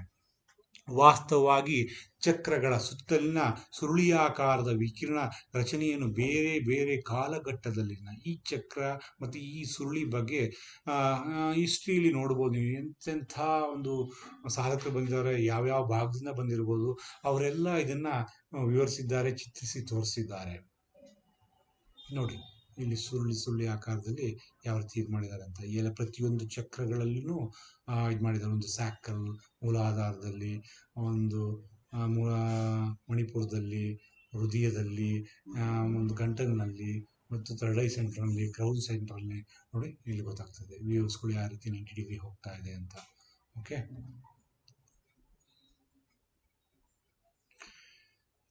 ಪ್ರಾಣವು ವಿದ್ಯುತ್ಕಾಂತೀಯ ಶಕ್ತಿಯ ವಿಕಿರಣ ಹೊರಸೂಸುತ್ತದೆ ಅನ್ನೋದನ್ನ ಈ ಚಿತ್ರದ ಮೂಲಕ ನಾನು ತೋರಿಸಿದ್ದೇನೆ. ಪ್ರಾಣವು ಇದು ಆ್ಯಕ್ಚುಲಿ ಬುಕ್ನಲ್ಲಿ ಇಲ್ಲ, ಬಟ್ ಇದನ್ನು ನಾನು ನನ್ನ ಅನುಭವದ ಮೂಲಕ ಈ ಕೆಲವು ಇಂಟರ್ನೆಟ್ಟಲ್ಲಿ ಸಿಕ್ಕಂತಹ ಚಿತ್ರದ ಮೂಲಕ ನಿಮಗೆ ಸಾದರಪಡಿಸ್ತಾ ಇದ್ದೀನಿ. ಇದರಲ್ಲಿ ಕೆಲವು ನ್ಯೂನತೆಗಳು ಇರ್ಬೋದು, ಅದನ್ನು ನೀವು ನನಗೆ ಬರೆದು ಕಳಿಸಿ, ಇದನ್ನು ಇನ್ನೊಂದ್ಸಲ ಅಪ್ಡೇಟ್ ಮಾಡೋಕ್ಕೆ ನಾನು ಇಷ್ಟಪಡ್ತೀನಿ. ಪ್ರಾಣವು ಜೀವಿಗಳಲ್ಲಿ ಅಂತರ್ಗತವಾಗಿದೆ, ಜೀವಿಯ ಒಳಗಡೆ ಅಂತರ್ಗತವಾಗಿದೆ. ಅದು ನಾವು ಒಂದು ನಿರ್ದಿಷ್ಟ ಪ್ರಾಣದಿಂದ ನಾವು ಜನಿಸಿರ್ತೇವೆ, ಅದನ್ನು ಕಾಪಾಡಿಕೊಳ್ತಾ ಹೋಗ್ತೇವೆ. ಈ ಒಂದು ಅಮೌಂಟ್ ಇದೆ, ಮೊತ್ತ ಇದೆ, ಆ ಮೊತ್ತದ ಮೂಲಕ ಪ್ರತಿಯೊಬ್ಬ ವ್ಯಕ್ತಿಯು ಜನಿಸ್ತಾನೆ, ಅದನ್ನ ಅವನು ಮೇಂಟೈನ್ ಮಾಡ್ಕೊಳ್ತಾ ಹೋಗ್ತಾನೆ. ನಾವು ಉಸಿರಾಡುವಂತಹ ಗಾಳಿ, ತಿನ್ನುವಂಥ ಆಹಾರ, ನಾವು ಆಲೋಚಿಸುವಂಥ ಯೋಚನೆಗಳು, ನಾವು ನಿರ್ವಹಿಸುವ ಕಾರ್ಯಗಳು, ನಾವು ನಡೆಸುವ ಜೀವನದ ಮೂಲಕ ಅದನ್ನು ನಾವು ಹೆಚ್ಚಿಸ್ಕೊಳ್ಬಹುದು. ಈ ಒಳಗೆ ದೈವವಾಗಿ ಬಂದಂಥ, ತಂದೆ ತಾಯಿಗಳಿಂದ ಬಂದಂತಹ ಈ ಶರೀರದಲ್ಲಿ ತುಂಬಿರುವಂಥ ದೈವ ಕೃಪೆಯಾದಂಥ, ಕಾರುಣ್ಯವಾದಂಥ ಈ ಪ್ರಾಣ ಇದೆಯಲ್ಲ, ಅದನ್ನು ನಾವು ಉಸಿರಾಟದ ಮೂಲಕ, ಮತ್ತು ಗಾಳಿಯ ಮೂಲಕ, ಮತ್ತು ತಿನ್ನುವ ಆಹಾರದ ಮೂಲಕ, ಒಳ್ಳೆ ಆಲೋಚನೆಗಳ ಮೂಲಕ, ನಾವು ಮಾಡುವಂಥ ಕಾರ್ಯಗಳ ಮೂಲಕ, ಸತ್ಕಾರ್ಯಗಳ ಮೂಲಕ, ನಾವು ನಡೆಸುವ ಜೀವನದ ಮೂಲಕ ಅದನ್ನು ಹೆಚ್ಚಿಸ್ಕೊಳ್ಬೋದು. ಅಥವಾ ಇದರ ವಿರೋಧಾತ್ಮಕವಾಗಿ ಹೋದರೆ ಕಡಿಮೆನೂ ಮಾಡ್ಕೋಬಹುದು. ನಾವು ಸಾಯುವ ಸಮಯದಲ್ಲಿ ಈ ಸಂಗ್ರಹವಾದ ಪ್ರಾಣವಾಯು ದೇಹವನ್ನು ಬಿಟ್ಟು ಹೋಗ್ತದೆ ಅಂತ ಹೇಳ್ತಾರೆ. ಪ್ರಾಣದ ಒಂದು ಸ್ಫುರಣಾತ್ಮಕ ಅನುಭವ ಮತ್ತು ಪ್ರಾಯೋಗಿಕ ಅನುಭವದ ತಿಳುವಳಿಕೆಯಿಂದ, ಈ ಪ್ರಾಣದ ಒಂದು ಇಂಟ್ಯೂಟಿವ್ ನಾಲೆಡ್ಜ್ನಲ್ಲಿ, ಸ್ಫುರಣಾತ್ಮಕ ಜ್ಞಾನದಿಂದ ಈ ಯೋಗಿಗಳು, ಮತ್ತು ಅದನ್ನು ಪ್ರಾಯೋಗಿಕವಾಗಿ ಅನುಭವಿಸುವುದರಿಂದ ಈ ಯೋಗಿಗಳು ಮತ್ತು ಮಾನವನ ವಿವಿಧ ಕಾರ್ಯ ಚಟುವಟಿಕೆಗಳ ವಿವಿಧ ಹಂತಗಳ ಮೇಲೆ, ಅದರ ಪ್ರಭಾವದಿಂದ ಮಾನವ ನಡೆಯುವಂತಹ ಕಾರ್ಯ ಚಟುವಟಿಕೆಗಳ ವಿವಿಧ ಹಂತಗಳ ಮೇಲೆ ಅದರ ಪ್ರಭಾವ, ಈ ಪ್ರಾಣದ ಪ್ರಭಾವ ದೇಹದ ಮೇಲೆ, ದೇಹದ ಚಟುವಟಿಕೆ ಮೇಲೆ ಏನಿದೆ ಅದರ ಒಂದು ಎಫೆಕ್ಟ್ ಮೂಲಕ ಯೋಗಿಗಳು ಈ ಪ್ರಾಣಾಯಾಮ ವಿಜ್ಞಾನವನ್ನು ಹೆಚ್ಚು ನುರಿತಂತಹ, ವಿಕಾಸಗೊಂಡಂತಹ ಯೋಗಿಗಳು ಅದನ್ನು ಅಭಿವೃದ್ಧಿಪಡಿಸಿದ್ದಾರೆ. ಪ್ರಾಣ ಕ್ಷೇತ್ರವನ್ನು ಪ್ರವೇಶಿಸಿ ದೇಹದಲ್ಲಿ ಸಮತೋಲನ ಮತ್ತು ಮನಸ್ಸಿನ ನಿಯಂತ್ರಣವನ್ನು ಪಡೆಯಲು ಉಸಿರಾಟದ ಮಾಧ್ಯಮವನ್ನು ಇಲ್ಲಿ ಬಳಸಲಾಯಿತು. ಈ ಪ್ರಾಣ ಕ್ಷೇತ್ರವನ್ನು ಪ್ರವೇಶ ಮಾಡುವುದಕ್ಕೆ, ದೇಹದಲ್ಲಿ ಸಮತೋಲನ ಮತ್ತು ಮನಸ್ಸಿನ ನಿಯಂತ್ರಣವನ್ನು ಪಡೆಯುವುದಕ್ಕೆ, ನೋಡಿ ಈ ಪ್ರಾಣ ಕ್ಷೇತ್ರವನ್ನು ಪ್ರವೇಶ ಮಾಡಿ ದೇಹದಲ್ಲಿ ಸಮತೋಲನ, ಬ್ಯಾಲೆನ್ಸ್ಡ್ ಸ್ಟೇಟ್ ತರೋದಕ್ಕೆ ಮತ್ತು ಮನಸ್ಸಿನ ಒಂದು ಹತೋಟಿ ತರುವುದಕ್ಕೆ ಅವರು ಏನ್ ಮಾಡ್ತಾರೆ, ಉಸಿರಾಟದ ಮಾಧ್ಯಮವನ್ನ, ಏನಕ್ಕೋಸ್ಕರ ಈ ಪ್ರಾಣ ಕ್ಷೇತ್ರವನ್ನು ಪ್ರವೇಶಿಸಿ ಉಸಿರಾಟದ ಮಾಧ್ಯಮದ ಮೂಲಕ ದೇಹದ ಸಮತೋಲನವನ್ನು ಮತ್ತು ಮನಸ್ಸಿನ ನಿಯಂತ್ರಣವನ್ನು ಸಾಧಿಸ್ತಾರೆ. ಈ ಅಭ್ಯಾಸಗಳು ದೇಹ ಮನಸ್ಸಿನ ಸಾಧನಕ್ಕೆ ಪ್ರಜ್ಞೆಯ ಉನ್ನತ ಸ್ಥಿತಿಗಳನ್ನು ಅನುಭವಿಸುವ ಸಾಮರ್ಥ್ಯವನ್ನು ನೀಡುತ್ತದೆ.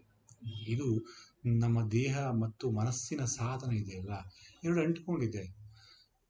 ಆ ಎರಡು ಅಂಟಿಕೊಂಡಿರುವಂತೆ ಈ ಸಾಧನಕ್ಕೆ ಪ್ರಜ್ಞೆ ಉನ್ನತ ಸ್ಥಿತಿಯನ್ನು ಅನುಭವಿಸುವ ಸಾಮರ್ಥ್ಯ ಕೊಡ್ತದೆ. ಫಾರ್ ಎಕ್ಸಾಂಪಲ್, ನಿಮ್ಮ ದೇಹ ಮತ್ತು ಮನಸ್ಸುಗಳು ಈ ಒಂದು ಶಕ್ತಿಯನ್ನ ದೇಹದ ತುಂಬ ಹೆಚ್ಚಿಸಿಕೊಳ್ಳೋಕೆ ಒಂದು ಕೇಪಬಿಲಿಟಿ, ಸಾಮರ್ಥ್ಯ ಹೊಂದಿಲ್ಲ ಅಂತ ಹೇಳಿದ್ರೆ, ಎಷ್ಟೋ ಸಾಧಕರು ಹುಚ್ಚರಾಗಿದ್ದಾರೆ, ಎಷ್ಟೋ ಸಾಧಕರು ಕಣ್ಣು ಕಳೆದುಕೊಂಡಿದ್ದಾರೆ ತ್ರಾಟಕ ಯೋಗದಲ್ಲಿ ಹೋಗಿ. ಎಷ್ಟೋ ಸಾಧಕರು ಸೂರ್ಯನನ್ನು ತ್ರಾಟಕ ಯೋಗದಲ್ಲಿ ಬಳಸಿ ಕಣ್ಣು ಕಳ್ಕೊಂಡಿದ್ದಾರೆ, ಚಂದ್ರನನ್ನು ನೋಡಿ ಕಣ್ಣು ಕಳ್ಕೊಂಡಿದ್ದಾರೆ. ಯಾಕಂದ್ರೆ ಇದು ನಮ್ಮ ಪ್ರತಿಯೊಂದು ಅವಯವಗಳನ್ನು ನಾವು ರೆಡಿ ಮಾಡಬೇಕು, ಅದನ್ನ ಹದ ಮಾಡಬೇಕು, ಹಸನು ಮಾಡಬೇಕು, ಮನಸ್ಸನ್ನ ಹಸನು ಮಾಡಬೇಕು. ಇಲ್ಲ ಅಂತ ಹೇಳಿದ್ರೆ ಹುಚ್ಚಾಗಿ ತಿರುಗುವುದು, ಓಡಾಡೋದು, ಮಾತಾಡೋದು, ಇಂತಹ ಬಹಳ ಕ್ರಿಯೆಗಳನ್ನು ನಾವು ಕೆಲವು ಸಿದ್ಧರು, ತಮಿಳುನಾಡಿನ ಸಿದ್ಧರಲ್ಲಿ ಕಾಣಬಹುದು. ಸೊ ಅದು ತುಂಬಾ ಒಂದು ಆತರಪಟ್ಟು ದೇಹವನ್ನು ಪಳಗಿಸ್ತಾನೆ ಈ ಶಕ್ತಿಯನ್ನ, ಕುಂಡಲಿನಿ ಶಕ್ತಿಯನ್ನು ಏರಿಸ್ಕೊಳಕ್ ಹೋಗಿ ಈ ತರ ಮಾಡ್ಕೊಂಡಿರ್ತಾರೆ. ಅದಕ್ಕೆ ಗುರುಗಳ ಮುಖೇನ ಮಾಡಿದಾಗ ಒಂದು ಸಿಗುತ್ತೆ. ಇಲ್ಲ ಶಿವಯೋಗ ಅನ್ನೋದೇ ಒಂದು ಒಂದು ಆರೋಗ್ಯವಂತವಾದಂತಹ, ಇನ್ನೊಂದು ಒಂದಿರ್ತದೆ ಒಂದು ಸೇಫ್ಟಿಯಿಂದ ಕೂಡಿದಂತಹ ಒಂದು ವಿಧಾನ ಆಗಿದೆ. ಅದಕ್ಕೆ ಬಸವಣ್ಣವರು ಕಂಡಿದ್ದನ್ನ, ಅದಕ್ಕೆ 770 ಜನ ಏನಾದರೂ ಎನ್ಲೈಟನ್ಮೆಂಟ್ ಆದರು, ಸಾಕ್ಷಾತ್ಕಾರವನ್ನು ಪಡಿತಾರೆ. ಸೊ ಅದಕ್ಕೆ ಶಿವಯೋಗ ಅನ್ನೋದು ಒಂದು ಉನ್ನತ ಯೋಗ ಅನ್ನೋಕ್ಕೆ ನಾನು ಇಲ್ಲಿ ಬರೆಯೋಲ್ಲ. ಇದರಿಂದಾಗಿ ಅತೀಂದ್ರಿಯ ವಾತೋತಿಯೊಂದಿಗೆ ದೇಹ ಮತ್ತು ಮನಸ್ಸಿನ ಸಾಧನಕ್ಕೆ ಪ್ರಜ್ಞೆಯ ಉನ್ನತ ಸ್ಥಿತಿಯನ್ನು ಅನುಭವಿಸುವ ಸಾಮರ್ಥ್ಯವನ್ನು ನೀಡುತ್ತದೆ. ದೇಹ ಮತ್ತು ಮನಸ್ಸನ್ನು ಉನ್ನತ ಅವಸ್ಥೆಗೆ ಹೋಗೋಕ್ಕೆ ರೆಡಿ ಆಗುತ್ತೆ. ಇದರಿಂದಾಗಿ ಅತೀಂದ್ರಿಯ ವಾಸ್ತವತೆಯೊಂದಿಗೆ ಅಂತಿಮ ಸಾಮರಸ್ಯವನ್ನು ಅನುಭವಿಸಬಹುದಾಗಿದೆ. ಇದರಿಂದ ಏನಾಗುತ್ತೆ, ಅಲ್ಟಿಮೇಟ್ ಅಬ್ಸಲ್ಯೂಟ್ನೊಂದಿಗೆ, ಆ ಒಂದು ಪರಶಿವನೊಂದಿಗೆ, ಅತೀಂದ್ರಿಯ ವಾಸ್ತವತೆಯೊಂದಿಗೆ ಅಂತಿಮ ಸಾಮರಸ್ಯ ಮರ್ಜ್ ಆಗ್ಬೋದು, ಸಾಮರಸ್ಯ ಆಗ್ಬೋದು. ನದಿಯ ಬೆರೆಸದನ್ನಕ್ಕ ಅಂತಾರೆ, ಸರೋವರವನ್ನ ಸೇರ್ಕೊಳ್ತಾರ. ಶಿವರುದ್ರ ಹೇಳ್ತಾರ, ಎಂದಿಗಾದರೂ ಕಾಣದ ಕಡಲನ್ನು ಸೇರಬಹುದೇ ನಾನು ಕಡಲ ನೀನು ಕರಗಬಹುದೇ ನಾನು ಅಂತ ಹೇಳ್ತಾರೆ. ಹಾಗೆ ಆ ಸಮುದ್ರವನ್ನ ಅಂತಿಮ ವಾಸ್ತವತೆಯೊಂದಿಗೆ ಆ ಸಾಮರಸ್ಯ ಅನುಭವಿಸುವುದಕ್ಕೋಸ್ಕರ ಈ ಅಭ್ಯಾಸಗಳು ದೇಹ ಮತ್ತು ಮನಸ್ಸಿನ ಸಾಧನವನ್ನ ರೆಡಿ ಮಾಡ್ತದೆ, ಅದನ್ನ ಹಸನ್ ಮಾಡ್ತದೆ. ಉಸಿರಾಟವು ಪ್ರಾಣಾಯಾಮದ ಮಾಧ್ಯಮವಾಗಿರುವುದರಿಂದ ಈ ವ್ಯವಸ್ಥೆಯು ಉಸಿರಾಟದ 3 ಹಂತಗಳನ್ನು ಆಧರಿಸಿದೆ. ಉಸಿರಾಟವು ಪ್ರಾಣಾಯಾಮದ ಮಾಧ್ಯಮ ಆಗಿರೋದ್ರಿಂದ, ಪ್ರಾಣಾಯಾಮ ಉಸಿರಾಟದ ಮೇಲೆ ಡಿಪೆಂಡ್ ಆಗಿರೋದ್ರಿಂದ ಉಸಿರಾಟದಲ್ಲಿ ಏನು ಬರ್ತದೆ, 3 ಹಂತ ಬರ್ತದೆ. ಆ 3 ಹಂತಗಳು ಈ ಪ್ರಾಣಾಯಾಮದಲ್ಲೂ ಬರ್ತದೆ. ಅದೇನು ಅಂತ ಹೇಳಿದ್ರೆ, ಉಚ್ಛ್ವಾಸ, ಅದನ್ನು ಪೂರಕ ಶ್ವಾಸ ಅಂತ ಗೊತ್ತೀವಲ್ಲ, ಉಚ್ಛ್ವಾಸ ಪೂರಕ ಅಂತ ಕರಿತೀವಿ. ಧಾರಣ ಅಥವಾ ಕುಂಭಕ ಅಂದ್ರೆ ಹಿಡಿದು ನಿಲ್ಲಿಸುವುದು, ಒಂದು ಉಸಿರು ಮಧ್ಯೆ ಹಂಗೆ ಸ್ಟಾಪ್ ಆಗುತ್ತೆ, ಆಮೇಲೆ ಬಿಡೋದು. ನಿಶ್ವಾಸ ಅಥವಾ ರೇಚಕ ಅಂತ ಕರಿತೀವಿ. ಈ 3 ಹಂತಗಳನ್ನು ನಿರ್ದೇಶಿಸುವ ಮೂಲಕ ಪ್ರಾಣಾಯಾಮದ ವಿಭಿನ್ನ ಅಭ್ಯಾಸಗಳನ್ನು ಪಡೆಯಲಾಗುತ್ತದೆ. ಈ 3 ಹಂತಗಳನ್ನ ಕ್ರಮಬದ್ಧಗೊಳಿಸ್ಕೋದು, ಒಂದು ಸೀಕ್ವೆನ್ಸ್ ಆಗಿ ಇದು ಮಾಡಿಕೊಂಡು ಅದನ್ನ ಒಂದು ಡೈರೆಕ್ಟ್ ಮಾಡಿಕೊಂಡು, ಅವರು ಅದರಲ್ಲೇ ಪ್ರಾಣಾಯಾಮದಲ್ಲೇ ಒಂದು ಬರೀ ಉಚ್ಛ್ವಾಸ ಹೋಲ್ಡಿಂಗ್, ಒಂದು ಕುಂಭಕ, ಒಂದು ಬರೀ ನಿಶ್ವಾಸ ಟೈಪು, ರೇಚಕ ಟೈಪು, ಬರೀ ಕುಂಭಕ ಮಾಡೋದು. ಕುಂಭಕ ಅಂತ ಹೇಳಿದ್ರೆ ಉಸಿರು ತಗೊಂಡು ಅಲ್ಲೇ ಹೋಲ್ಡ್ ಮಾಡೋದು, ಆಮೇಲೆ ನಿಧಾನ ಮಾಡೋದು. ಈ ತರ ಎಷ್ಟೋ ಒಂದು ಪರ್ಮಿಟೇಷನ್ ಕಾಂಬಿನೇಷನ್ ಮಾಡಿಬಿಟ್ಟು ಅದರಲ್ಲಿ ಡಿಫ್ರೆಂಟ್ ಪ್ರಾಣಾಯಾಮಗಳನ್ನ ಮಾಡಿದ್ರು. ಇವೆಲ್ಲ ಪ್ರಾಣಾಯಾಮ ಅಭ್ಯಾಸಗಳು ಕರೀತೇವೆ. ಈಗಿನ ಜನಗಳಿಗೆ ಇದೇ ಒಂದು ಆಟ ಆಗ್ಬಿಟ್ಟಿದೆ. ಪ್ರಾಣಾಯಾಮನೇ ಒಂದು ಆಟ ಇದೆ. ಆಕ್ಚುಲಿ ಪ್ರಾಣಾಯಾಮ ಅನ್ನೋದು ಜಸ್ಟ್ ಒಂದು ಗೇಟ್ ಎಂಟ್ರಿ ಪಾಸ್ ಇದ್ದಾಗೆ ಅಷ್ಟೇನೆ. ತಾಂತ್ರಿಕವಾಗಿ ಹೇಳುವುದಾದರೆ ಪ್ರಾಣಾಯಾಮವು ಕೇವಲ ಕುಂಭಕವಾಗಿದೆ. ಪ್ರಾಣಾಯಾಮದ ಒಂದು ಅಂತಿಮ ಗುರಿ ಅಂತ ಹೇಳಿದ್ರೆ ಕುಂಭಕ. ಈ ಕುಂಭಕ ಮಾಡೋದಕ್ಕೆ ಯೋಗಿಗಳು ಇವೆಲ್ಲ ಮಾಡಿಸಿ, ಅಂದ್ರೆ ಜನಗಳ ಮನಸ್ಸು ಎಷ್ಟಿದೆ, ಅವಾಗ್ಲೂ ಅಷ್ಟೇ ಜನಗಳ ಮನಸ್ಸು ಒಂದು ಏನು ಹೇಳ್ತೇವೆ, ತುಂಬ ಹದಗೆಟ್ಟಿತ್ತು ಅನ್ಸುತ್ತೆ. ಸೊ ಅವ್ರನ್ನ ಬೇರೆ ರೀತಿಯಲ್ಲಿ ಒಂದು ಕಡೆ ಕೂರ್ಸೋಕ್ಕೆ ನಿಲ್ಲಿಸಿ ಮತ್ತೆ 1:4:2, 1:4:7 ಈ ಥರ ವೇರಿಯೇಷನ್ಸ್ ಎಲ್ಲ ಮಾಡಿ ಅವರು ಆ ಉಸಿರಾಟದ ಒಂದು ಇದನ್ನ ಹದ ಮಾಡಿ ಅವ್ರನ್ನ ಫೈನಲ್ ಆಗಿ ನೋಡಪ್ಪ ಕುಂಭಕ ಧಾರಣನೆ ಇದರ ಗುರಿ ಅಂತ ಹೇಳಿ ಅಲ್ಲಿ ಒಂದು ನಿಲ್ಲಿಸೋದಕ್ಕೆ ಅವ್ರನ್ನು ಶ್ರಮೆ ಪಡ್ತಾ ಇದ್ರು. ಮಹರ್ಷಿ ಪತಂಜಲಿ ಯೋಗ ಸೂತ್ರದಲ್ಲಿ ಹೇಳ್ತಾರೆ, 49ನೇ ಸೂತ್ರದಲ್ಲಿ 2ನೇ ಚಾಪ್ಟರ್ ಹೇಳ್ತಾರೆ, ಪ್ರಾಣಾಯಾಮ ವಿದ್ಯೆಯು ಕೈವಶವಾದಾಗ ಅದು ಉಚ್ಛ್ವಾಸ ನಿಶ್ವಾಸದ ಚಲನೆಯಲ್ಲಿನ ವಿರಾಮವಾಗಿದೆ.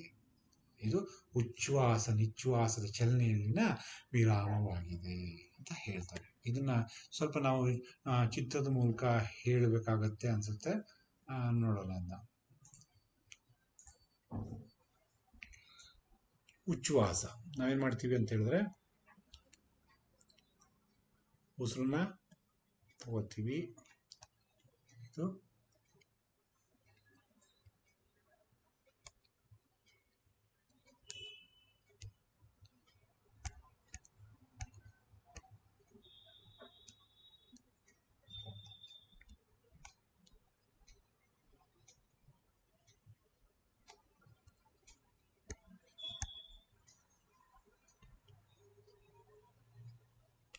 ನೋಡಿ, ಉಸಿರು ತಗೊಳ್ಳೋದನ್ನ ನಾನು ಹಿಂಗೆ ರೆಪ್ರೆಸೆಂಟ್ ಮಾಡ್ತೀನಿ. ಉಸಿರನ್ನ ತಗೋತಾ ಇದ್ದೀವಿ. ಇದು ಇಲ್ಲಿಂದ ಇಲ್ಲಿಗೆ ಉಚ್ಛ್ವಾಸ.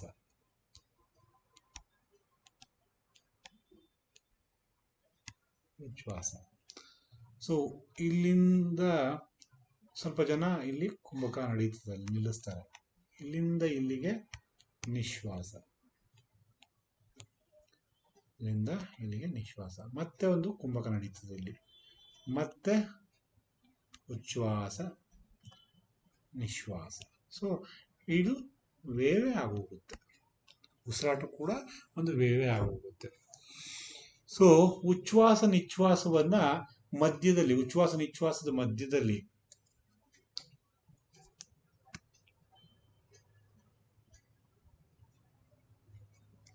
ಸೊ ಏನ್ ಮಾಡ್ತೀವಿ, ಉಚ್ಛ್ವಾಸ ಅಲ್ಲೇ ಹೋಲ್ಡ್ ಮಾಡ್ತೀವಿ, ನಿಶ್ವಾಸ ಅಲ್ಲೇ ಹೋಲ್ಡ್ ಮಾಡ್ತೀವಿ, ಉಚ್ಛ್ವಾಸ ಅಲ್ಲೇ ಹೋಲ್ಡ್ ಮಾಡ್ತೀವಿ.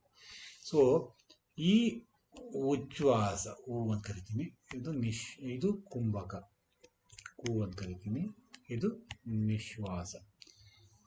ಸೊ ಈ ಉಚ್ಛ್ವಾಸ ನಿಶ್ವಾಸವನ್ನ ಆಡಿ ಈ ಕುಂಭಕದಲ್ಲಿ ನೆಲೆಗೊಳ್ಳೋದಿದೆಯಲ್ಲ, ಇದೇ ಪ್ರಾಣಾಯಾಮದ ಗುರಿ. ಸೊ ಉಚ್ಛ್ವಾಸ ನಿಶ್ವಾಸದ ಚಲನೆಯಲ್ಲಿನ ವಿರಾಮವಾಗಿದೆ ಅಂತ ಹೇಳ್ತಾರೆ. ಉಚ್ಛ್ವಾಸ ಪೂರಕ, ನಿಶ್ವಾಸ ರೇಚಕ, ಧಾರಣವನ್ನು ಕುಂಭಕವನ್ನು ಪ್ರಚೋದಿಸುವ ವಿಧಾನವಾಗಿದೆ. ಇವೆರಡನ್ನು ಏನಕ್ಕೆ ಧಾರಣವನ್ನ, ಕುಂಭಕವನ್ನ ಪ್ರಚೋದನೆ ಮಾಡುವಂತಹ ಒಂದು ಟೂಲ್ ಆಗಿದೆ. ಧಾರಣವು ಮುಖ್ಯವಾದುದು, ಏಕೆಂದರೆ ಇದು ಪ್ರಾಣವನ್ನು ಒಗ್ಗೂಡಿಸಲು ಹೆಚ್ಚಿನ ಸಮಯವನ್ನು ಅನುಮತಿಸುತ್ತದೆ. ಅದು ಜೀವಕೋಶಗಳಲ್ಲಿ ಆಮ್ಲಜನಕ ಮತ್ತು ಇಂಗಾಲದ ಡೈಆಕ್ಸೈಡ್ನ ವಿನಿಮಯಕ್ಕೆ ಹೆಚ್ಚಿನ ಸಮಯವನ್ನು ನೀಡುತ್ತದೆ. ಈ ಧಾರಣ ಅನ್ನೋದು ಏನಕ್ಕೆ ಮುಖ್ಯ ಅಂತ ಹೇಳಿದ್ರೆ, ಪ್ರಾಣವನ್ನು ಒಗ್ಗೂಡಿಸುವುದಕ್ಕೆ ಹೆಚ್ಚಿನ ಸಮಯವನ್ನು ನಮಗೆ ದೇಹದಲ್ಲಿ ಕೊಡ್ತದೆ. ಒಂದು ಕಡೆ ಸೇರಿಸ್ಬೇಕು ಪ್ರಾಣಗಳನ್ನ ಅಂತ ಹೇಳಿದ್ರೆ, ಪ್ರಾಣವನ್ನು ಒಂದು ಕಡೆ ಇನ್ನೊಂದು ಕಡೆಗೆ ಕಳಿಸ್ಬೇಕು ಅಂತ ಹೇಳಿದ್ರೆ ಅದು ಹೆಚ್ಚಿನ ಸಮಯ ಕೊಡ್ತದೆ. ಇಲ್ಲ ಸಡನ್ ಆಗಿ ನಿಶ್ವಾಸ ಉಚ್ಛ್ವಾಸ ಮಾಡಿದಾಗ ಆದರೆ ಆ ದಿಕ್ಕನ್ನು ಬದಲಾಯಿಸ್ಬೋದು, ಅದರ ಗುರಿಯನ್ನು ಅದು ತಲುಪದೇ ಇರಬಹುದು. ಅದಕ್ಕೆ ಆ ಒಂದು ಸಂಕಲ್ಪದ ಮೂಲಕ ಕುಂಭಕದಲ್ಲಿ ಆ ಪ್ರಾಣ ಶಕ್ತಿಯನ್ನು ಅವರು ಒಂದು ಡೈರೆಕ್ಟ್ ಮಾಡ್ತಾರೆ, ಮಾರ್ಗದರ್ಶನ ಮಾಡ್ತಾರೆ. ಅದು ಜೀವಕೋಶದಲ್ಲಿ ಆಮ್ಲಜನಕ ಮತ್ತು ಇಂಗಾಲದ ಡೈಆಕ್ಸೈಡ್ನ ವಿನಿಮಯಕ್ಕೆ ಹೆಚ್ಚಿನ ಸಮಯವನ್ನ ನೀಡುತ್ತದೆ. ಹೌದು, ಈಗ ರಕ್ತದಲ್ಲಿರುವಂತಹ ಒಂದು ಆಮ್ಲಜನಕ ಜೀವಕೋಶಗಳ ನಡುವೆ ಎಕ್ಸ್ಚೇಂಜ್ ಆಗಬೇಕು. ಅಲ್ಲಿ ಇರುವಂತಹ ಇಂಗಾಲದ ಡೈಆಕ್ಸೈಡ್ನ ರಕ್ತ ಅಬ್ಸರ್ವ್ ಮಾಡಬೇಕು, ಆಮ್ಲಜನಕವನ್ನು ಅದು ಅದಕ್ಕೆ ಕೊಡಬೇಕು ಜೀವಕೋಶಗಳಿಗೆ. ಈ ಸಮಯದಲ್ಲಿ ಕುಂಭಕದಲ್ಲಿ ಇದ್ದಾಗ ಹೆಚ್ಚಿನ ಸಮಯದಲ್ಲಿ ಇದು ನಡೀತದೆ. ಇಲ್ಲ ಅಂತ ಹೇಳಿದ್ರೆ ಸಡನ್ ಆಗಿ ನಿಶ್ವಾಸ ಮಾಡ್ತಾ ಹೋದಾಗ ನಮಗೇನಾಗುತ್ತೆ, ಅದು effective transfer of carbon dioxide will not happen. So ಅದಕ್ಕೆ ಈ ಪ್ರಾಣ ಒಗ್ಗೂಡಿಸೋದಕ್ಕೆ ಮತ್ತು ಇದು exchange of oxygen and carbon dioxide ಉಪಯುಕ್ತವಾಗಿದೆ. ಯಾವುದು? ಧಾರಣ. ಉಸಿರಾಟವು ದೇಹದ ವಿವಿಧ ಕಾರ್ಯಗಳು ಮತ್ತು ಅಂಗಗಳ ಜೊತೆಗೆ ಮನಸ್ಸಿನೊಂದಿಗೆ ನಿಕಟ ಸಂಪರ್ಕವನ್ನು ಹೊಂದಿರುವುದರಿಂದ, ಉಸಿರಾಟವು ಏನು ಹೊಂದಿದೆ? ದೇಹದ ವಿವಿಧ ಕಾರ್ಯಗಳು ಮತ್ತು ಅಂಗಾಂಗಗಳ ಜೊತೆಗೆ ಹಾಗೂ ಮನಸ್ಸಿನೊಂದಿಗೆ ನಿಕಟ ಸಂಪರ್ಕ, ದೇಹ ಮತ್ತು ಮನಸ್ಸಿನೊಂದಿಗೆ ನಿಕಟ ಸಂಪರ್ಕ ಹೊಂದಿರುವುದರಿಂದ ಉಸಿರಾಟವನ್ನು ನಿಯಂತ್ರಿಸುವ ಮೂಲಕ ನಾವು ಈ ಎಲ್ಲ ಆಯಾಮಗಳ ಮೇಲೆ ಪ್ರಭಾವ ಬೀರಬಹುದಾಗ್ತದೆ. ದೇಹ, ಮನಸ್ಸು ಇದರ ಮೇಲೆ ಹತೋಟಿ ಸಾಧಿಸ್ಬಿಟ್ಟು ಅಂದರೆ ಅದನ್ನ ಯಾವುದರಿಂದ ಸಾಧಿಸ್ಬೋದು? ಉಸಿರನ್ನ ಸಾಧಿಸ್ಬೋದು ಅಂತ ಹೇಳ್ತಾರೆ. ಉಸಿರೆಂಬ ಗರಗಸದಿಂದ ದೇಹಾತ್ಮರ ಹೊಲಿಗೆಯನ್ನು ಬೀಸಿದರೆ ನೊಸಳದೆ ಕಾಳ್ಪ ಮಹಾತ್ಮ ನೀವು ಅಂತ ಕರೀತಾರೆ ಇವರು, ರತ್ನಾಕರಮಣಿಯವರು. ಹಂಗೆ ಈ ಉಸಿರಿನ ಮೂಲಕನೇ ನಾವು ಗರಗಸ ಮಾಡ್ಕೊಂಡು ಕುಯ್ಬೇಕು. ದೇಹ ಮತ್ತು ಮನಸ್ಸಿನ ಒಂದು ಏನು ಹೇಳ್ತೀವಿ ಸಂಬಂಧವನ್ನು ಹರಿದು ಆತ್ಮವನ್ನು ನೋಡಬೇಕು. ಪ್ರಾಣದ ಮಟ್ಟದಲ್ಲಿ ಆರಂಭಿಕ ಹಂತದ ಪ್ರಾಣಾಯಾಮದ ಅಭ್ಯಾಸಗಳು ದೇಹದಲ್ಲಿನ ನಾಡಿಗಳು ಶಕ್ತಿಯ ಮಾರ್ಗಗಳನ್ನು ತೆರವುಗೊಳಿಸುತ್ತದೆ. ಪ್ರಾಣದ ಮಟ್ಟದಲ್ಲಿ ತಗೊಂತು ಅಂದರೆ ಆರಂಭಿಕ ಹಂತದಲ್ಲಿ ಪ್ರಾಣಾಯಾಮದ ಅಭ್ಯಾಸಗಳು ದೇಹದಲ್ಲಿನ ನಾಡಿಗಳು ಶಕ್ತಿಯ ಮಾರ್ಗಗಳನ್ನು ತೆರವುಗೊಳಿಸ್ತದೆ. ದೇಹದ ನಾಡಿಗಳಲ್ಲಿರುವಂಥ ಒಂದು ಬ್ಲಾಕೇಜಿನ ಅದು ತೆರವುಗೊಳಿಸ್ತದೆ, ಅಂದರೆ ಕ್ಲಿಯರ್ ಮಾಡ್ತದೆ. ಪ್ರಾಣಾಯಾಮ ಶರೀರದಲ್ಲಿ 72,000ಕ್ಕೂ ಹೆಚ್ಚು ನಾಡಿಗಳು ಅಥವಾ ಪ್ರಾಣ ಮಾರ್ಗಗಳಿವೆ ಮತ್ತು 6 ಮುಖ್ಯ ಚಕ್ರಗಳಿವೆ ಎಂದು ಯೋಗಶಾಸ್ತ್ರದ ಧರ್ಮಗ್ರಂಥಗಳು ಹೇಳ್ತವೆ. 77,000ಕ್ಕೂ ಹೆಚ್ಚು ಇದೆ ನಾಡಿಗಳು ಮತ್ತು ಒಂದು 6 ಮುಖ್ಯ ಚಕ್ರಗಳನ್ನ ಅವರು ಗುರುತಿಸಿದ್ದಾರೆ. ಇನ್ನೂ ಹೆಚ್ಚು ಚಕ್ರಗಳಿದ್ದಾವೆ, ಬಟ್ ಒಂದು ಮುಖ್ಯವಾದಂಥ ಒಂದು ಚಕ್ರಗಳು ಯಾವುದು ಅದನ್ನು ಗುರುತಿಸಿ ಹೇಳ್ತದೆ ಯೋಗಶಾಸ್ತ್ರ. ಆದಾಗ್ಯೂ ಸರಾಸರಿ ಸಾಮಾನ್ಯ ವ್ಯಕ್ತಿಗಳಲ್ಲಿ, ಸಾಮಾನ್ಯ ಒಂದು ಆರೋಗ್ಯಕರವಾದಂಥ ವ್ಯಕ್ತಿಯಲ್ಲಿ ಈ ಹಲವು ಆರೋಗ್ಯ ಅಲ್ಲ, ಸಾಮಾನ್ಯ ಒಂದು ವ್ಯಕ್ತಿಯಲ್ಲಿ ಈ ಹಲವು ಮಾರ್ಗಗಳು ನಿರ್ಬಂಧಿತವಾಗಿವೆ, ಅಡೆತಡೆಯಿಂದ ಕೂಡಿರುತ್ತವೆ ಮತ್ತು ಚಕ್ರಗಳು ಶಕ್ತಿಯನ್ನು ಭಾಗಶಃ ಮಾತ್ರ ಬಿಡುಗಡೆ ಮಾಡ್ತದೆ. ಈ ಅಡೆತಡೆಯಿಂದ ಏನಾಗುತ್ತೆ, ಈ ಪ್ರಾಣ ಮೂವ್ ಆಗಲ್ಲ ಕೆಲವು ನಾಡಿಗಳ ಮೂಲಕ. ಸೊ ಜೊತೆಗೆ ಈ ಚಕ್ರಗಳು ಕರೆಕ್ಟಾಗಿ ಅಂದರೆ ಶಕ್ತಿಯನ್ನು ಅವು ಸ್ಪ್ರೇ ಮಾಡ್ತವೆ. ಈಗ ಫಾರ್ ಎಕ್ಸಾಂಪಲ್ ಓಯಸಿಸ್ ನೋಡಿರ್ಬೋದು ನೀವು, ಅದರಲ್ಲಿ ನೀರು ಹೆಂಗೆ ಒಂದೊಂದು ಬೂಂದ್ ಥರ ಒಂದು ಗುಳ್ಳೆ ಥರ ಮೇಲೆ ಹೇಳುತ್ತೆ, ಹಾಗೆ ಅದು ಸಿಂಪಡಿಸ್ತದೆ, ನಿಧಾನವಾಗಿ ಶಕ್ತಿಯನ್ನು ಕೊಡ್ತಾ ಇರ್ತದೆ. ಅದಕ್ಕೆ ಕೆಲವರು ನೋಡ್ಬೋದು ಸಡನ್ ಒಂದು ರೆಸ್ಪಾನ್ಸ್ ಇರೋದಿಲ್ಲ. ಅಂದರೆ ನೀವು ಏನೋ ಒಂದು ಪ್ರಶ್ನೆ ಕೇಳಿದ್ರೆ ಅವರು ಒಂದು 2-3 ನಿಮಿಷ ಬಿಟ್ಕೊಂಡು ಹೇಳ್ತಾರೆ, ಮದ್ದ ಜೀವಿಗಳು ಅಂತ ಕರಿತೀವಿ. ಇನ್ನು ಕೆಲವು ನೋಡ್ಬೋದು ಅವ್ರು ಎಷ್ಟು ಒಂದು ಟಕ್ ಅಂತ ಒಂದು ಆನ್ಸರ್ ಮಾಡ್ತಾರೆ ಅಂತ ಹೇಳಿದ್ರೆ ಅದು ನೋಡ್ಬೋದು. ಅವರ ಒಂದು ಚಕ್ರಗಳಿಂದ ರಿಲಿಸುವಂಥ ಎನರ್ಜಿ ಲೆವೆಲ್ನ ತೋರಿಸ್ತದೆ, ಅವರ ಒಂದು ಪ್ರಾಣದ ಮಟ್ಟವನ್ನು ತೋರಿಸ್ತದೆ. ಸೊ ಹಾಗಂತ ಹೇಳಿ ಇವ್ರನ್ನ ನಾವು ಚೇಂಜ್ ಮಾಡೋಕೆ ಆಗಲ್ಲ ಅಂತಿಲ್ಲ. ಈ ಪ್ರಾಣದ ಮಟ್ಟವನ್ನ, ಪ್ರಾಣದ ಒಂದು ಸಿಂಪಡಿಗೆಯನ್ನ ಚಕ್ರಗಳಿಂದ ಮತ್ತು ನರನಾಡಿಗಳ ಬ್ಲಾಕೇಜಿಂದ ತೆಗೆದುಬಿಡ್ತು ಅಂತ ಹೇಳಿದ್ರೆ ಅವನು ಕೂಡ ಒಬ್ಬ ಶುದ್ಧ ಬ್ರಾಹ್ಮಣನಾಗ್ಬೋದು, ಓದಿ ಬ್ರಾಹ್ಮಣನಾಗ್ಬೋದು ಅಂತ ಹೇಳ್ತದೆ. ಬೇರೊಂದು ರೀತಿಯಲ್ಲಿ ಹೇಳುವುದಾದರೆ ಚೈತನ್ಯ, ಮನಸ್ಸು ಮತ್ತು ಪ್ರಜ್ಞೆಯ ವಿಷಯದಲ್ಲಿ ನಾವು ನಮ್ಮ ಸಂಪೂರ್ಣ ಸಾಮರ್ಥ್ಯವನ್ನು ಬಳಸಿಕೊಳ್ಳುವುದಿಲ್ಲ. ಇನ್ನೊಂದು ರೀತಿ ಹೇಳಬೇಕು ಅಂತ ಹೇಳಿದ್ರೆ ನಮ್ಮ ಚೈತನ್ಯ, ಶಕ್ತಿ, ಸಾಮರ್ಥ್ಯ ಮತ್ತು ಮನಸ್ಸನ್ನ ಮತ್ತು ಪ್ರಜ್ಞೆಯ ವಿಷಯದಲ್ಲಿ ನಾವು ನಮ್ಮ ಸಂಪೂರ್ಣ ಸಾಮರ್ಥ್ಯವನ್ನು ಬಳಸಿಕೊಳ್ಳುವುದಿಲ್ಲ. ಯಾಕೆ? ಕೆಲವರು ಬರೀ ಊಟ, ನಿದ್ದೆ, ರಿಪ್ರೊಡಕ್ಷನ್ ಅಷ್ಟೇ ಮಾಡ್ಬೋದು. ಇನ್ನು ಕೆಲವರು ಬರೀ ಓದೋದು. ಇನ್ನು ಕೆಲವರು ತುಂಬ ಡೈನಮಿಕ್ ಆಗಿ ರಾಜಕೀಯ ಅಂತ ಇದರಲ್ಲಿ ಓಡಾಡ್ಕೊಂಡಿರ್ತಾರೆ. ಸೊ ಇವೆಲ್ಲ ನೋಡಿದಾಗ ನಾವೇನನ್ಸುತ್ತೆ ಅಂತ ಹೇಳಿದ್ರೆ ಒಂದು ಕ್ಯಾಟಗರಿ ಹೈಯೆಸ್ಟ್ ಯೂಸ್ ಮಾಡ್ತಾ ಇರುತ್ತೆ ಯೋಗಿಗಳು ಅಂತವರೆಲ್ಲ. ಇನ್ನೊಂದು ಕ್ಯಾಟಗರಿ ಬರೀ ಊಟ ಮಾಡೋದು, ಒಂದಿಷ್ಟು ಕೆಲಸ ಮಾಡೋದು, ಮನಗೋದು ಅಷ್ಟೇನೆ ಜೀವನ ಅಂತ ತಿಳ್ಕೊಂಡ್ಬಿಟ್ಟಿದೆ. ಯೋಗಿಗಳು ಆ ಪ್ರಜ್ಞಾ ಹಂತಗಳ ಉನ್ನತ ಸ್ಥಿತಿಗೆ ಹೋಗಿ ಇಡೀ ವಿಶ್ವವನ್ನ ಒಂದು ಕಂಟ್ರೋಲ್ ಮಾಡುವಂತ ವ್ಯವಸ್ಥೆಗೆ ಬರ್ತಾರೆ, ಉನ್ಮನೀಯ ಸ್ಥಿತಿಯಲ್ಲಿ. ಸೊ ಅಂತಹ ಒಂದು ಪ್ರಾಸೆಸ್ಗೂ ನಾವು ಕರ್ಕೊಂಡು ಹೋಗ್ಬೋದು ಈ ಯೋಗಶಾಸ್ತ್ರ, ಶಿವಯೋಗ ಅನ್ನೋದು. ಬಟ್ ಇದೇನ್ ಹೇಳ್ತಾ ಇದೆ ಅಂತ ಹೇಳಿದ್ರೆ ಈ ನಾಡಿಗಳ ನಿರ್ಬಂಧಗಳು, ತಡೆತಡೆಗಳು ಮತ್ತು ಚಕ್ರಗಳಲ್ಲಿನ ಒಂದು ಭಾಗಶಃ ಶಕ್ತಿನ ಒಂದು ಬಿಡುಗಡೆ ಮಾಡುವಂತಹ ಒಂದು ಬ್ಲಾಕೇಜ್ ಇಂದ ನಾವು ನಮ್ಮ ಪೂರ್ಣ ಚೈತನ್ಯ, ಮನಸ್ಸಿನ ಚೈತನ್ಯವನ್ನು, ಪ್ರಜ್ಞೆಯ ಒಂದು ವಿಷಯದಲ್ಲಿ ಅದು ಉನ್ನತ ಮಟ್ಟದಲ್ಲಿ ನಾವು ಉಪಯೋಗಿಸ್ಕೊಳ್ಳೋಕೆ ಆಗೋದಿಲ್ಲ. ನಾವು ಅನುಭವಿಸುವ ಋಣಾತ್ಮಕ ಪರಿಸ್ಥಿತಿಗಳು, ಅವು ದೈಹಿಕವಾಗಿರ್ಬೋದು, ಮಾನಸಿಕವಾಗಿರ್ಬೋದು. ಏನೋ ಒಂದು ನೆಗೆಟಿವ್ ಸಿಚುಯೇಷನ್ಸ್ ಇರಲಿ, ಅದು ದೈಹಿಕವಾಗಿ ಇರಲಿ, ಏನೋ ಒಂದು ಪೇಯ್ನೋ ಸಮಥಿಂಗ್, ಅದು ಮಾನಸಿಕವಾಗಿ ಯಾರೋ ಹರ್ಟ್ ಮಾಡಿದ್ರು, ಇವೆಲ್ಲ ಪರಿಸ್ಥಿತಿಗಳು ಅದನ್ನ ಎದುರಿಸುವಂತ ಶಕ್ತಿ ಇಲ್ಲ, ತುಂಬಾ ವ್ಯಥೆ ಮಾಡ್ಕೊಂಡು ಒಂದೊಂದು ವಾರ, ಯಾರೋ ಒಂದು ಹೆಂಡತಿ ಬೈದ್ಬಿಟ್ಲು ಅಂತ ಅದನ್ನೇ ಒಂದು ವಾರ ಸಾಧಿಸೋದು, ಇವೆಲ್ಲ ಹೆಂಗಂತ ನಮ್ಮ ನಾಡಿ ಅಥವಾ ಚಕ್ರದಲ್ಲಿನ ಅಡೆತಡೆಗಳಿಂದ ಏನಾಗುತ್ತೆ, ಆ ಒಂದು ಪೋರ್ಷನ್ ಬ್ರೈನ್ಗೆ ಕರೆಕ್ಟಾಗಿ ಒಂದು ಶಕ್ತಿಯ ಸಿಂಚನ ಆಗಲಿಲ್ಲ ಅಂತ ಹೇಳಿದಾಗ ಏನಾಗುತ್ತೆ, ಈ ಉಳ್ಕೊಂಡಿರುವಂಥ ಇಂಪ್ರೆಷನ್ಸ್ ಮತ್ತೆ ಮತ್ತೆ ಮತ್ತೆ ಮತ್ತೆ ನಮಗೆ ಅದನ್ನೇ ಸುತ್ತಿಸ್ತಾ ಕೂತ್ಕೊಂಡಿರುತ್ತೆ. ಅದರ ಪರಿಣಾಮವಾಗಿ ನೆಗೆಟಿವ್ ಎಫೆಕ್ಟ್ಗಳೇ ಆಗ್ತವೆ. ನಮ್ಮ ನಾಡಿಗಳು, ಚಕ್ರಗಳ ಸ್ಥಿತಿಯನ್ನು ಹೇಗೆ ನಾವು ಅಳಿಬಹುದು ಅಂತ ಹೇಳಿದ್ರೆ ನಮ್ಮ ಸಂಸ್ಕಾರಗಳು ಬೀಜ ರೂಪದಲ್ಲಿ ಅಡಗಿರುವಂಥ ರೂಢಿ ಕಲಿಕೆಗಳು, ನಮ್ಮ ಸುತ್ತಮುತ್ತಲಿನ ವಾತಾವರಣನೂ ಎಷ್ಟು ಪ್ಲೇ ಮಾಡುತ್ತೆ ನಮ್ಮ ಸಂಸ್ಕಾರಗಳ ಮೇಲೆ ಅನ್ನೋದು ನೋಡ್ಬೋದು. ತಂದೆ ತಾಯಿಗಳು ಒಂದೇ ಅಲ್ಲ, ಮನೆತನ ಒಂದೇ ಅಲ್ಲ, ನಮ್ಮ ರೂಢಿ ಮತ್ತು ಕಲಿಕೆಗಳು ಕೂಡ ಇದು ಮಾಡ್ಬೋದು. ಇಂತಹ ಗಾಂಧೀಜಿ ಅಂತಹ ಒಬ್ಬ ವ್ಯಕ್ತಿಯ ಮಗ ಒಬ್ಬ ಕುಡುಕ, ಅವನು ತುಂಬ ಒಂದು ಅನ್ಯಾಯ ಮಾಡ್ದ ಅನ್ನೋದು ನಾವು ನೋಡ್ತೀವಿ. ಅಂಥ ವ್ಯಕ್ತಿಯ ಮಗ ಹೆಂಗೆ ಹುಟ್ಟಕ್ಕೆ ಸಾಧ್ಯ? ಅವನ ಒಂದು ರೂಢಿ ಕಲಿಕೆಗಳು ಮತ್ತು ಅವನ ಒಂದು ಸ್ನೇಹಿತರ ಸರ್ಕಲ್ಲು ಅವನನ್ನು ಆ ರೀತಿ ಮಾಡ್ತು. ಸೊ ಈ ಬರೀ ನಮ್ಮ ಹಿಂದಿನ ಜನ್ಮದ ಪುಣ್ಯ ಫಲ ಅಥವಾ ಅಪ್ಪ ಅಮ್ಮದಿರು ಅವ್ರು ಹುಟ್ಟಿದ ಜಾತಿ ಒಂದೇ ಅಲ್ಲ. ಸೊ ಅದ್ರ ಜೊತೆಗೆ ನಮ್ಮ ಕಲಿತವಂತಹ ರೂಢಿಯಲ್ಲಿರುವಂಥ ವಿಷಯಗಳು ಇರ್ಬೋದು. ನಾನು ಬ್ರಾಹ್ಮಣನಾಗಿ ಲಿಂಗಾಯತನಾಗಿ ಹುಟ್ಬೋದು, ಬಟ್ ನನ್ನ ರೂಢಿ ಕಲಿಕೆಗಳು ತುಂಬ ಕುಡಿಯೋದು, ತುಂಬ ವಿಚಾರ ಮಾಡೋದು, ಇಂಥದ್ದು ಇದ್ಬಿಡ್ತು ಅಂತ ಹೇಳಿದ್ರೆ ಅವಾಗ ಚಕ್ರಗಳ ನಾಡಿಗಳ ಸ್ಥಿತಿ ಅಧೋಗತಿಯಾಗಿ ಅವನು ಕೆಳ ವರ್ಗದವರೇ ಆಗ್ಬಿಡ್ತಾನೆ. ಬಟ್ ಕೆಳವರ್ಗ ಅನ್ನೋದು ಜಾತಿ ಅಲ್ಲ, ಅದು ನಿಮ್ಮ ನಾಡಿ ಮತ್ತು ಚಕ್ರಗಳ ಸ್ಥಿತಿಯನ್ನು ತೋರಿಸುವಂತಹ ಸ್ಥಿತಿ. ಅದರ ಮೇಲೆ ಆ ಕಾಲದಲ್ಲಿ ಒಂದು ವರ್ಗೀಕರಣ ಮಾಡಬಹುದಾಗಿತ್ತು ಅನಿಸುತ್ತೆ, ಮಾಡಿದ್ರು ಅನ್ಸುತ್ತೆ.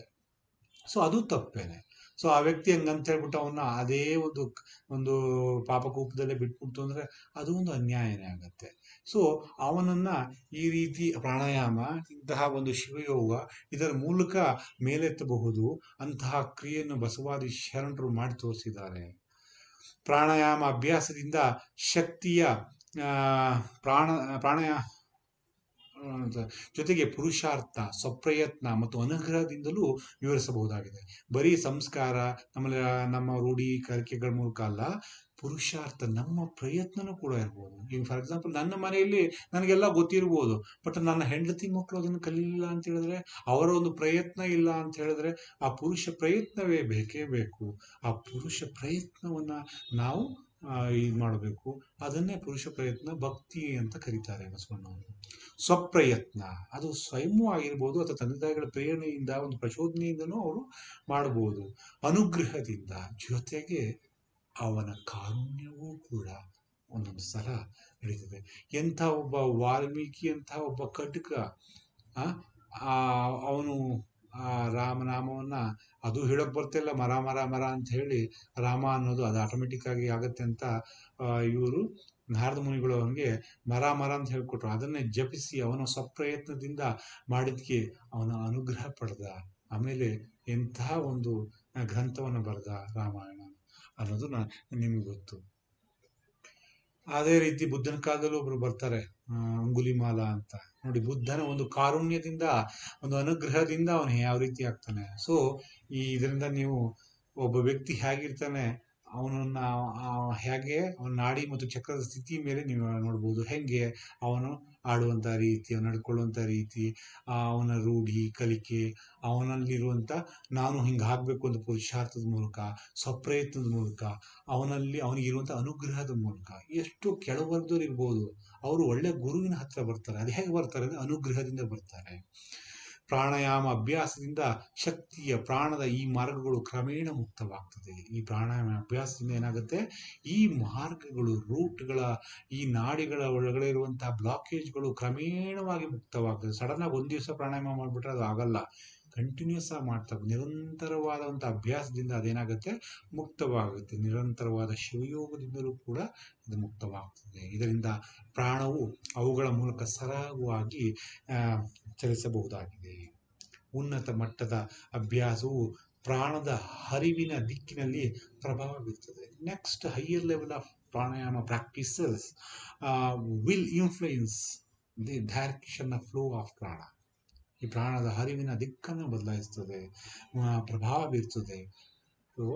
ಮತ್ತು ಚಕ್ರಗಳಿಂದ ಹೆಚ್ಚಿನ ಪ್ರಮಾಣದ ಶಕ್ತಿಯನ್ನು ಅದು ಬಿಡುಗಡೆ ಸಿಂಚನ ಮಾಡುವುದಕ್ಕೆ ಅದು ಪ್ರಯತ್ನ ಪಡ್ತದೆ. ಈ ಪ್ರಕ್ರಿಯೆಯು ಸಕ್ರಿಯಗೊಂಡಂತೆ ಏನಾಗುತ್ತೆ, ಸಕ್ರಿಯಗೊಂಡಂತೆ ಅದು ಏನಾಗುತ್ತೆ, ಇದು ಆ ಹರಿಯುವ ದಿಕ್ಕನ್ನ ಅದು ಮೇಲೆ ಪ್ರಭಾವ ಬೀರ್ತದೆ ಮತ್ತು ಹೆಚ್ಚಿನ ಒಂದು ಶಕ್ತಿಯನ್ನು ಬಿಡುಗಡೆಗೊಳಿಸ್ತದೆ. ಈ ಪ್ರಕ್ರಿಯೆಗಳು ಸಕ್ರಿಯಗೊಂಡಂತೆ ಅನೇಕ ಹೊಸ ಹೊಸ ಅನುಭವಗಳು ತೆರೆದುಕೊಳ್ಳುತ್ತವೆ. ಈ ದಿಕ್ಕಿನ ಮೇಲೆ ಪ್ರಭಾವ ಮತ್ತು ಹೆಚ್ಚಿನ ಶಕ್ತಿಯ ಬಿಡುಗಡೆ ಮಾಡುವಂಥ ಒಂದು ಇನ್ಫ್ಲೂಯೆನ್ಸ್. ಸೊ ಪ್ರಾಣವನ್ನು ನಾವು ಹೇಳಿದ ಡೈರೆಕ್ಷನಲ್ಲಿ ತಳ್ಳುವಂತೆ, ಅಂದರೆ ನಮ್ಮ ಒಂದು ಹೇಳ್ತೀವಿ ಸೆಕ್ಷುವಲ್ ಟೆಂಡೆನ್ಸಿನ ನಾವು ಬೇರೆ ಥರ ಒಂದು ಪ್ರೀತಿಯ ಒಂದು ಟೆಂಡೆನ್ಸಿಯಾಗಿ ಕನ್ವರ್ಟ್ ಮಾಡ್ಕೋಬೇಕು. ಅಂದರೆ ಸೆಕ್ಸ್ ಕಡೆಗೆ ಎಳೆಯುವಂತಹ ಒಂದು ಪ್ರಾಣದ ಒಂದು ದಿಕ್ಕನ್ನು ಬದಲಿಸಿ ಅದನ್ನು ಪ್ರೀತಿಯಿಂದ, ಆ ವ್ಯಕ್ತಿಯನ್ನು ಪ್ರೀತಿಯಿಂದ ಕಾಣುವಂಥ ಒಂದು ಒಂದು ವೇವ್ ಆಗಿ ಕನ್ವರ್ಟ್ ಮಾಡ್ಕೋಬೇಕು. ಮತ್ತೆ ಹೆಚ್ಚಿನ ಶಕ್ತಿ ಇಂತಹ ಕ್ರಿಯೆಗೆ ಉಪಯೋಗಿಸುವಂತೆ ಚಕ್ರಗಳನ್ನು ಹದಗೊಳಿಸಬೇಕು. ಇಂತಹ ಪ್ರಾಣವಿದ್ಯೆ ಅಂತ ಕರಿತೀವಿ. ಇಂತಹ ಪ್ರಾಣವಿದ್ಯೆಯಲ್ಲಿ ಮಾಸ್ಟ್ರಿ ಪಡಿಬೇಕು. ಆವಾಗ ಈ ಪ್ರಕ್ರಿಯೆಗಳು ಸಕ್ರಿಯಗೊಂಡಂತೆ ಮಾಸ್ಟ್ರಿ ವೆನ್ ಅಚೀವ್ ಅನೇಕ ಹೊಸ ಹೊಸ ಅನುಭವಗಳು ತೆಗೆದುಕೊಳ್ಳುತ್ತವೆ. ಈ ಹಂತಗಳ ಮೂಲಕ ಸಾಧಕನನ್ನು ಮುನ್ನಡೆಸಲು ತಜ್ಞರ ಮಾರ್ಗದರ್ಶನ ಅತ್ಯಗತ್ಯವಾಗಿದೆ. ಯಾವಾಗ ಈ ಪ್ರಕ್ರಿಯೆಗಳನ್ನು ನಾವು ಅನುಭವಿಸ್ತೀವಿ, ಬಹಳಷ್ಟು ನಾವು ಅನುಭವಗಳನ್ನು ಪಡಿತೀವಿ. ಶಕ್ತಿಯ ಆಟ ನಡೀತದೆ ನಮ್ಮ ಮೂಲಕ. ಆದರೆ ಅಹಂಕಾರಯುಕ್ತವಾದಂಥ ಒಬ್ಬ ಯೋಗಿ ಅಲ್ಲೇ ಮನೆ ಮಾಡ್ಕೊಂಡ್ಬಿಡ್ತಾನೆ. ಫಾರ್ ಎಕ್ಸಾಂಪಲ್, ನಾನು ಅವನಲ್ಲಿ ಯಾವುದೋ ಒಂದು ರೋಗವನ್ನು ತೆಗೆಯಲು ಸಮರ್ಥನಾಗಿದ್ದೇನೆ, ಅಥವಾ ಅವನ ಒಂದು ಮಾತನ್ನು ನಿಲ್ಲಿಸ್ಬೋದು ನನ್ನ ಒಂದು ಶಕ್ತಿಯಿಂದ ಅಂತ ಹೇಳಿದ್ರೆ, ಅದನ್ನೇ ಯೂಸ್ ಮಾಡಿಕೊಂಡು ಒಂದು ತನ್ನ ಜೀವನ ತಳ್ಕೊಂಡ್ಬಿಡ್ಬೋದು ಯೋಗಿಗಳು. ಅಥವಾ ಅವನ ಮನಸ್ಸಿನಲ್ಲಿ ಏನು ಓಡ್ತಾ ಇದೆ ಅನ್ನೋದು ನಮ್ಗೆ ಗೊತ್ತಾಗ್ಬೋದು. ಇಂಥವೆಲ್ಲ ಕ್ರಿಯೆಗಳನ್ನ ಒಬ್ಬ ಯೋಗಿನ ಅಲ್ಲೇ ನಿಲ್ಲಿಸುತ್ತೆ. ಸೊ ಹೇಗೆ ಒಂದು ದುಂಬಿ ಒಂದು ಹೂವಿನಲ್ಲಿ ಮಕರಂದ ಹೀರೋಕ್ಕೆ ಹೋಗಿ ಸಂಜೆವರೆಗೂ ಮೈ ಮರೆತು ಇದು ಮಾಡಿದಾಗ ಹೂವು ರಾತ್ರಿ ಹೊತ್ತು ಮುಚ್ಕೊಂಡ್ಬಿಡ್ತದೆ. ಮುಚ್ಕೊಂಡಾಗ ಅದು ಅಲ್ಲೇನೆ ಬಲಿಯಾಗತ್ತಲ್ಲ. ಹಾಗೆ ಈ ಯೋಗಿನೂ ಕೂಡ ಆ ಅವಸ್ಥೆಯಲ್ಲಿ ಮೈ ಮರೆತರೆ ಅಲ್ಲೇ ಅವನು ಪ್ರಾಣವನ್ನು ತ್ಯಾಗ ಮಾಡಬೇಕಾಗತ್ತೆ. ಅಲ್ಲೇ ಅವನು ಈ ಜೀವನವನ್ನು ಒಂದು ಮುಕ್ತಗೊಳಿಸ್ಕೋಬೇಕಾಗತ್ತೆ. ಈ ಹಂತದ ಮೂಲಕ ಸಾಧಕನನ್ನು ಮುನ್ನಡೆಸಲು ತಜ್ಞರ ಮಾರ್ಗದರ್ಶನ ಅತ್ಯಗತ್ಯ. ಇಲ್ಲಿಂದ ಮುಂದಕ್ಕೆ ಹೋಗಬೇಕು. ಅದಕ್ಕೆ ಬುದ್ಧ ಹೇಳ್ತಾನೆ, ಚರವತಿ ಅಂತ ಮುಂದೆ ಹೋಗು. ಅಲ್ಲಿ ಇಲ್ಲಿ ನಿಲ್ಲದಿರು, ಮನೆಯ ನಿಂದು ಕಟ್ಟದಿರು, ನೀ ಅನಂತವಾಗಿರು, ಓ ನನ್ನ ಚೇತನ ಹಾಗೂ ಅನುಕೇತನ ಅಂತ ಕರೀತಾರೆ ಕುವೆಂಪು ಅವರು. ಎಷ್ಟು ಚೆನ್ನಾಗಿ ಹೇಳಿದ್ದಾರೆ ನೋಡಿ. ಈ ಕುವೆಂಪುನವರು ಕವಿಯಾಗಿದ್ರು ಕೂಡ ಅವರಲ್ಲಿ ಅವಾಗವಾಗ ಈ ಅತ್ಯಂತಿಕಾದ ತುದಿಗೆ ಅವಾಗವಾಗ ಈ ಕವಿಗಳು ಹೋಗಿ ಬರ್ತಾರಲ್ಲ. ಈಗ ಬುದ್ಧ ಏನ್ ಹೇಳ್ತಾರೆ ಅಂತ ಒಂದ್ ಕಡೆ ಡಿಬೇಟಿಯನ್ ಬುದ್ಧಿಸಮ್ ಅಲ್ಲಿ ಹೇಳ್ತಾರೆ, ಈ ಅಲ್ಟಿಮೇಟ್ ಅಬ್ಸಲ್ಯೂಟ್ ಪೀಕ್ಗೆ 2 ರೀತಿಯಾಗಿ ಹೋಗ್ಬೋದು ಅಂತ ಕರೀತಾರೆ. ಒಂದು, ಈಗ ಒಂದು ಬೆಟ್ಟ ಅಂತ ತಿಳ್ಕೊಳ್ಳಿ. ಬೆಟ್ಟದ ತುದಿಗೆ ಹೋಗ್ಬೇಕು ಅಂತ ಹೇಳಿದ್ರೆ ಕೆಳಗಿನಿಂದ ಡೈರೆಕ್ಟ್ ಆಗಿ ಜಂಪ್ ಮಾಡೋದಂಥದ್ದು ಹನುಮಂತನ ತರ, ಅದನ್ನ ಕ್ವಾಂಟಮ್ ಜಂಪ್ ಅಂತ ಕರೀತಾರೆ. ಇನ್ನೊಂದನ್ನ ಈ ತಿರುಪತಿಯಲ್ಲಿ ಬೆಟ್ಟ ಕಳೆದು ಹಿಂಗೆ ತಿರುಗಿ ಹೋಗಿ ಮುಟ್ಟೋದು, ಅದನ್ನ ಬುದ್ಧಿಸ್ಟ್ಗಳು, ಟಿಬೇಟಿಯನ್ ಬುದ್ಧಿಸ್ಟ್ ಅಂತಾರೆ, it can take eons of years. ನೀನು ಪೂರ್ಣ ಲೈಫೇ ತಗೋಬಹುದು ಅದು, ಅಥವಾ ನೀನು ಸಾಯ್ಲೂಬಹುದು ಮಧ್ಯದಲ್ಲಿ. ಈ ಒಂದು ಸುರುಳಿ ಸುತ್ತುವ ಕ್ರಿಯೆಯಿಂದ ನೀನು ಈ ಸುರುಳಿ ಸುತ್ತಕೊಂಡು ನಿನ್ನ ದೇಹ ಬಿಡ್ತೀಯ. ಬಟ್ ನೀನು ಯಾರಿಗೆ ಅದನ್ನ ಕೊಟ್ಟಿರ್ತೀಯ ಅವನು ಶುರು ಮಾಡ್ತಾನೆ, ಅವನು ಇನ್ನೊಂದು ದೇಹ ಬಿಟ್ಟು ಇನ್ನೊಂದು ಯೋಗಿ ಅದನ್ನ ತಗೊಂಡು ಮುಂದಕ್ಕೆ ಹೋಗ್ತಾ ಇರ್ತಾನೆ. ಹೀಗೆ ಒಂದು ಜನ್ಮಗಳು ಕಳೀತವೆ. ಓಕೆ, ಜನ್ಮಗಳು ಅಂತ ಹೇಳಿದ್ರೆ ಅವನ ಟೆಕ್ನಾಲಜಿ ಇನ್ನೊಂದು ಯೋಗಿ ತಗೋತಾನೆ, ಇನ್ನೊಬ್ಬ ಯೋಗಿ ತಗೋತಾನೆ. ಈಗ ಅಗಸ್ತ್ಯ ಅಂತ ಹೇಳಿದ್ರೆ ಎಷ್ಟೋ ಅಗಸ್ತ್ಯರು ಬಂದು ಹೋಗ್ತಾರೆ. ಶಿವ ಅಂತ ಹೇಳಿದ್ರೆ ಪೌರಾಣಿಕ ಎಷ್ಟೋ ಶಿವಗಳು ಬಂದು ಹೋಗ್ತಾರೆ. ಆದ್ರೆ ಆ ಒಬ್ಬೊಬ್ಬ ಶಿವನಲ್ಲಿಯೂ ಮೊದಲನೇ ಅಥವಾ 2ನೇ ಶಿವನ ಒಂದು ಹಂತವನ್ನು ತಕೊಂಡು ಅವನು ಇನ್ನೊಂದು ಕೆಲವು ಕಾನ್ಸೆಪ್ಟ್ಗಳನ್ನ ಹಾಕಿ ಮುಂದುವರಿತಾ ಹೋಗ್ತಾನೆ. ಹಾಗೆ ಸಾಧಕನ ಅವಸ್ಥೆ ಪಡ್ಬೇಕಾಗತ್ತೆ. ತಿರುಪತಿ ಬೆಟ್ಟ ಸುತ್ತಬೇಕಾಗತ್ತೆ ಮೇಲಕ್ಕೆ ಹೋಗೋಕ್ಕೆ. ಆದರೆ ಬುದ್ಧಿಸ್ಟ್ನವ್ರು ಏನಂತಾರೆ, ಕ್ವಾಂಟಮ್ ಜಂಪ್ ಅಂತ ಕರೀತಾರೆ. ಆ ಕ್ವಾಂಟಮ್ ಜಂಪ್ ಅನ್ನೋದನ್ನ ಅವರು ವಜ್ರಾಯನ ಅಂತ ಕರೀತಾರೆ. ಆ ವಜ್ರಾಯನ ಪ್ರಾಸೆಸ್ ಹೋದಾಗ್ಲೂ ನಿಮ್ಗೆ ಗೊತ್ತಾಗತ್ತೆ. ಇಲ್ಲ ಫಾಸ್ಟೆಸ್ಟ್ ರೂಟ್ಸ್. ಅದರಲ್ಲಿ ನಾನು ಹೇಳೋದು ಶಿವಶರಣರ ಒಂದು ಶಿವಯೋಗವು ಕೂಡ ಒಂದು ಫಾಸ್ಟೆಸ್ಟ್ ರೂಟ್ ಅಂತ ನಾನು ಹೇಳ್ತೀನಿ. ಯಾಕಂದ್ರೆ ನಾನು ವಜ್ರಾಯನ ನೋಡಿದ್ದೀನಿ, ಪ್ರಾಣಾಯಾಮನೂ ಮಾಡಿದ್ದೀನಿ. ಆದರೆ ಶಿವಯೋಗದಂತಹ ಫಾಸ್ಟೆಸ್ಟ್ ಆ್ಯಂಡ್ ಸೇಫ್ಟಿಯೆಸ್ಟ್ ಟೂಲ್ ಮತ್ತು ಪ್ರಜಾಸತ್ತಾತ್ಮಕ, ಡೆಮಾಕ್ರೆಟಿಕ್, ಎಲ್ಲ ಬಡವರು, ಪಲ್ಲಿದರು ಮತ್ತು ಎಲ್ಲ ವರ್ಗದವರು, ಹೆಣ್ಣು ಮಕ್ಕಳು, ಗಂಡು ಮಕ್ಕಳು ಎಲ್ಲರೂ ಆಚರಿಸುವಂತಹ ಒಂದೇ ಒಂದು ಅತಿ ಸುಲಭವಾದಂಥ, ದುಡ್ಡಿಲ್ಲದಂತೆ ಮಾಡಬಹುದಾದಂಥ ಒಂದು ವಿಧಾನ, ಕ್ರಿಯೆ ಅಂತ ಹೇಳಿದ್ರೆ ಶಿವಯೋಗ. ಸೈಡ್ ಎಫೆಕ್ಟ್ ಇಲ್ಲ.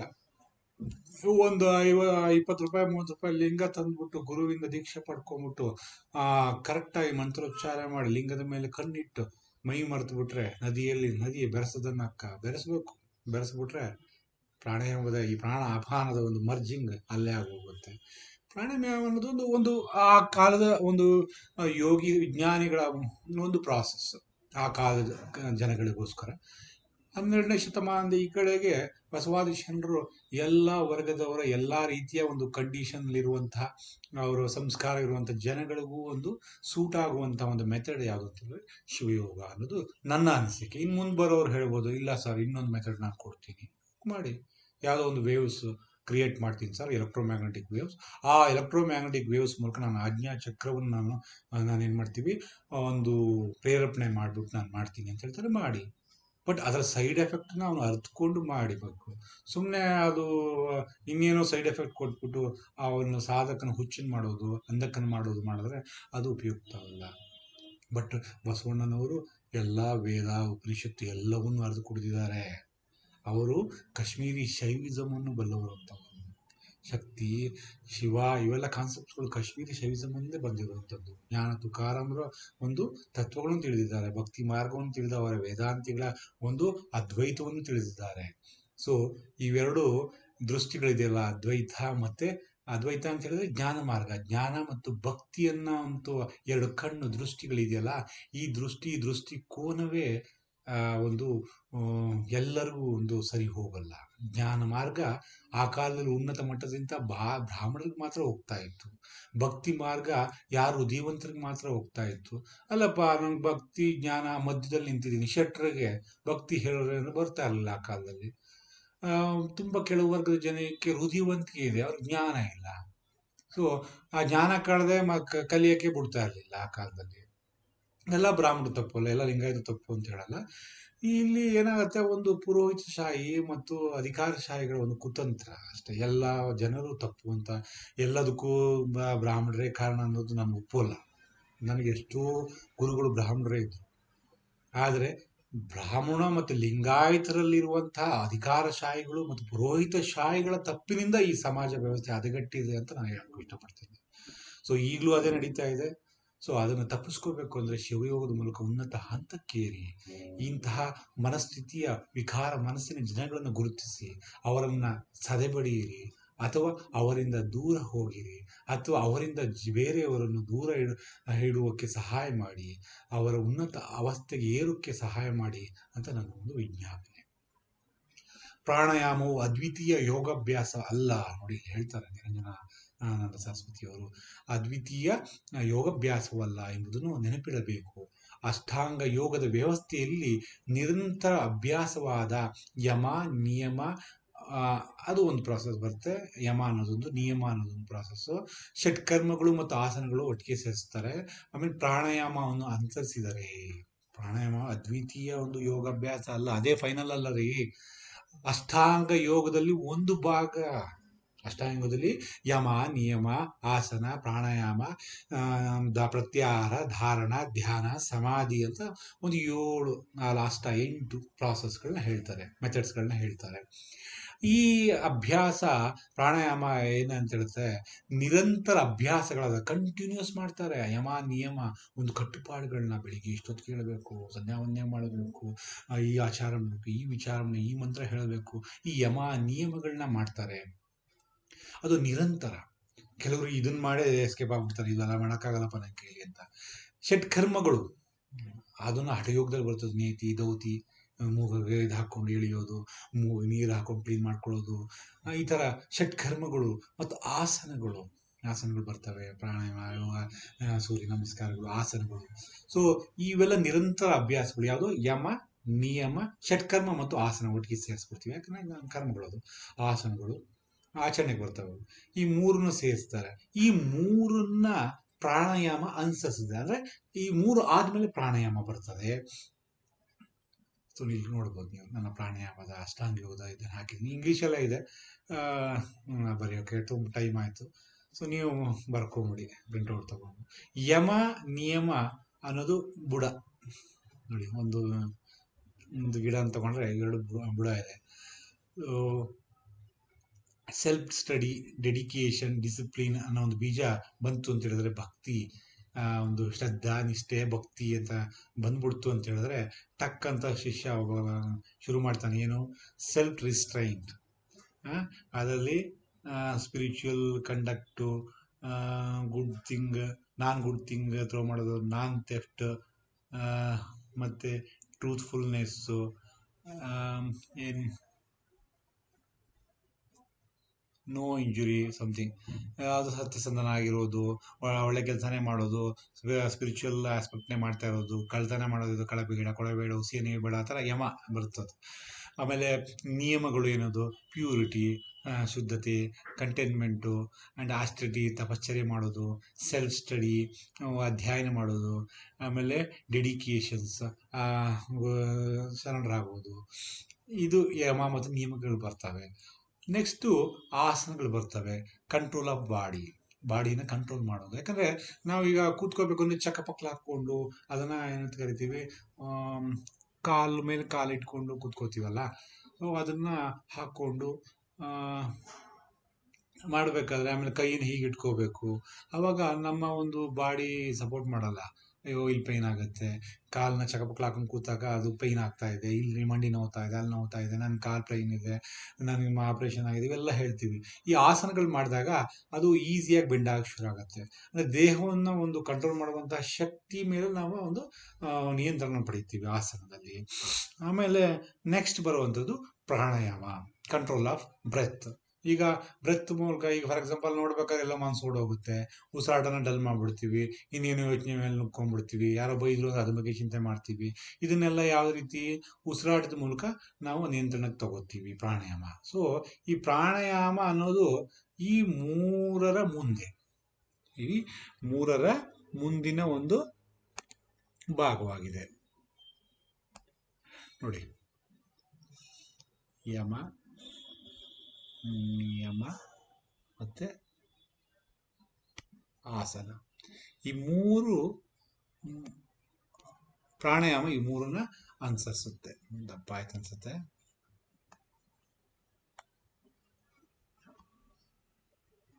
ಮೂರನ್ನ ಅನುಸರಿಸುತ್ತೆ.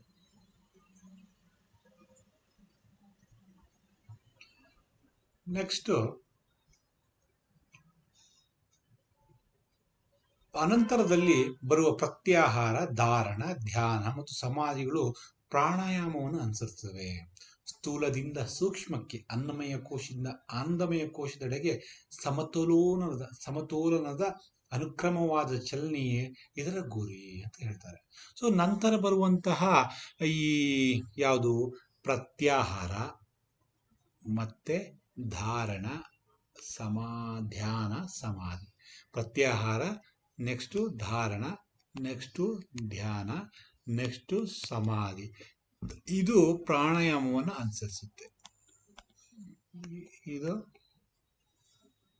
ಬೇರೆ. ಸೊ ಈ ಪ್ರಾಣಾಯಾಮದ ಮುಂದೆ ಬರೋದು ಪ್ರತ್ಯಾಹಾರ, ಧಾರಣ, ಸಮಾಧಿ ಅಂತೆಲ್ಲ ಬರ್ತದೆ.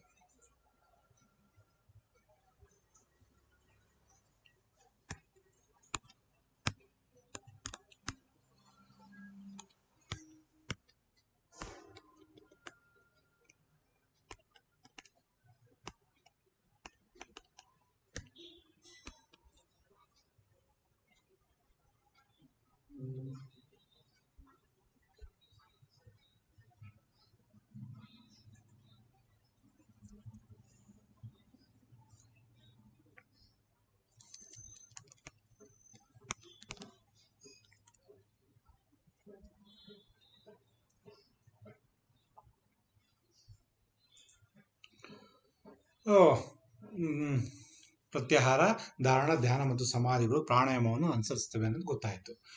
ಇವೆಲ್ಲ ಏನು ಅಂತ ಹೇಳಿದ್ರೆ, ಸ್ಥೂಲದಿಂದ ಸೂಕ್ಷ್ಮಕ್ಕೆ ನಡಿಗೆ.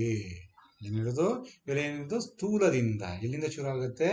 ಸ್ಥೂಲ ಯಾವುದು ಸ್ಥೂಲ? ಇಲ್ಲಿ ಅಷ್ಟಾಂಗ ಯೋಗದಲ್ಲಿ ಯಮ, ನಿಯಮ ಅಂತಹ ನಿರಂತರ ಅಭ್ಯಾಸಗಳಿಂದ ಶುರು ಆಗುತ್ತೆ. ಯಮ, ನಿಯಮದಿಂದ ಶುರುವಾಗಿ ಅದು ಸ್ಥೂಲವಾದದ್ದು.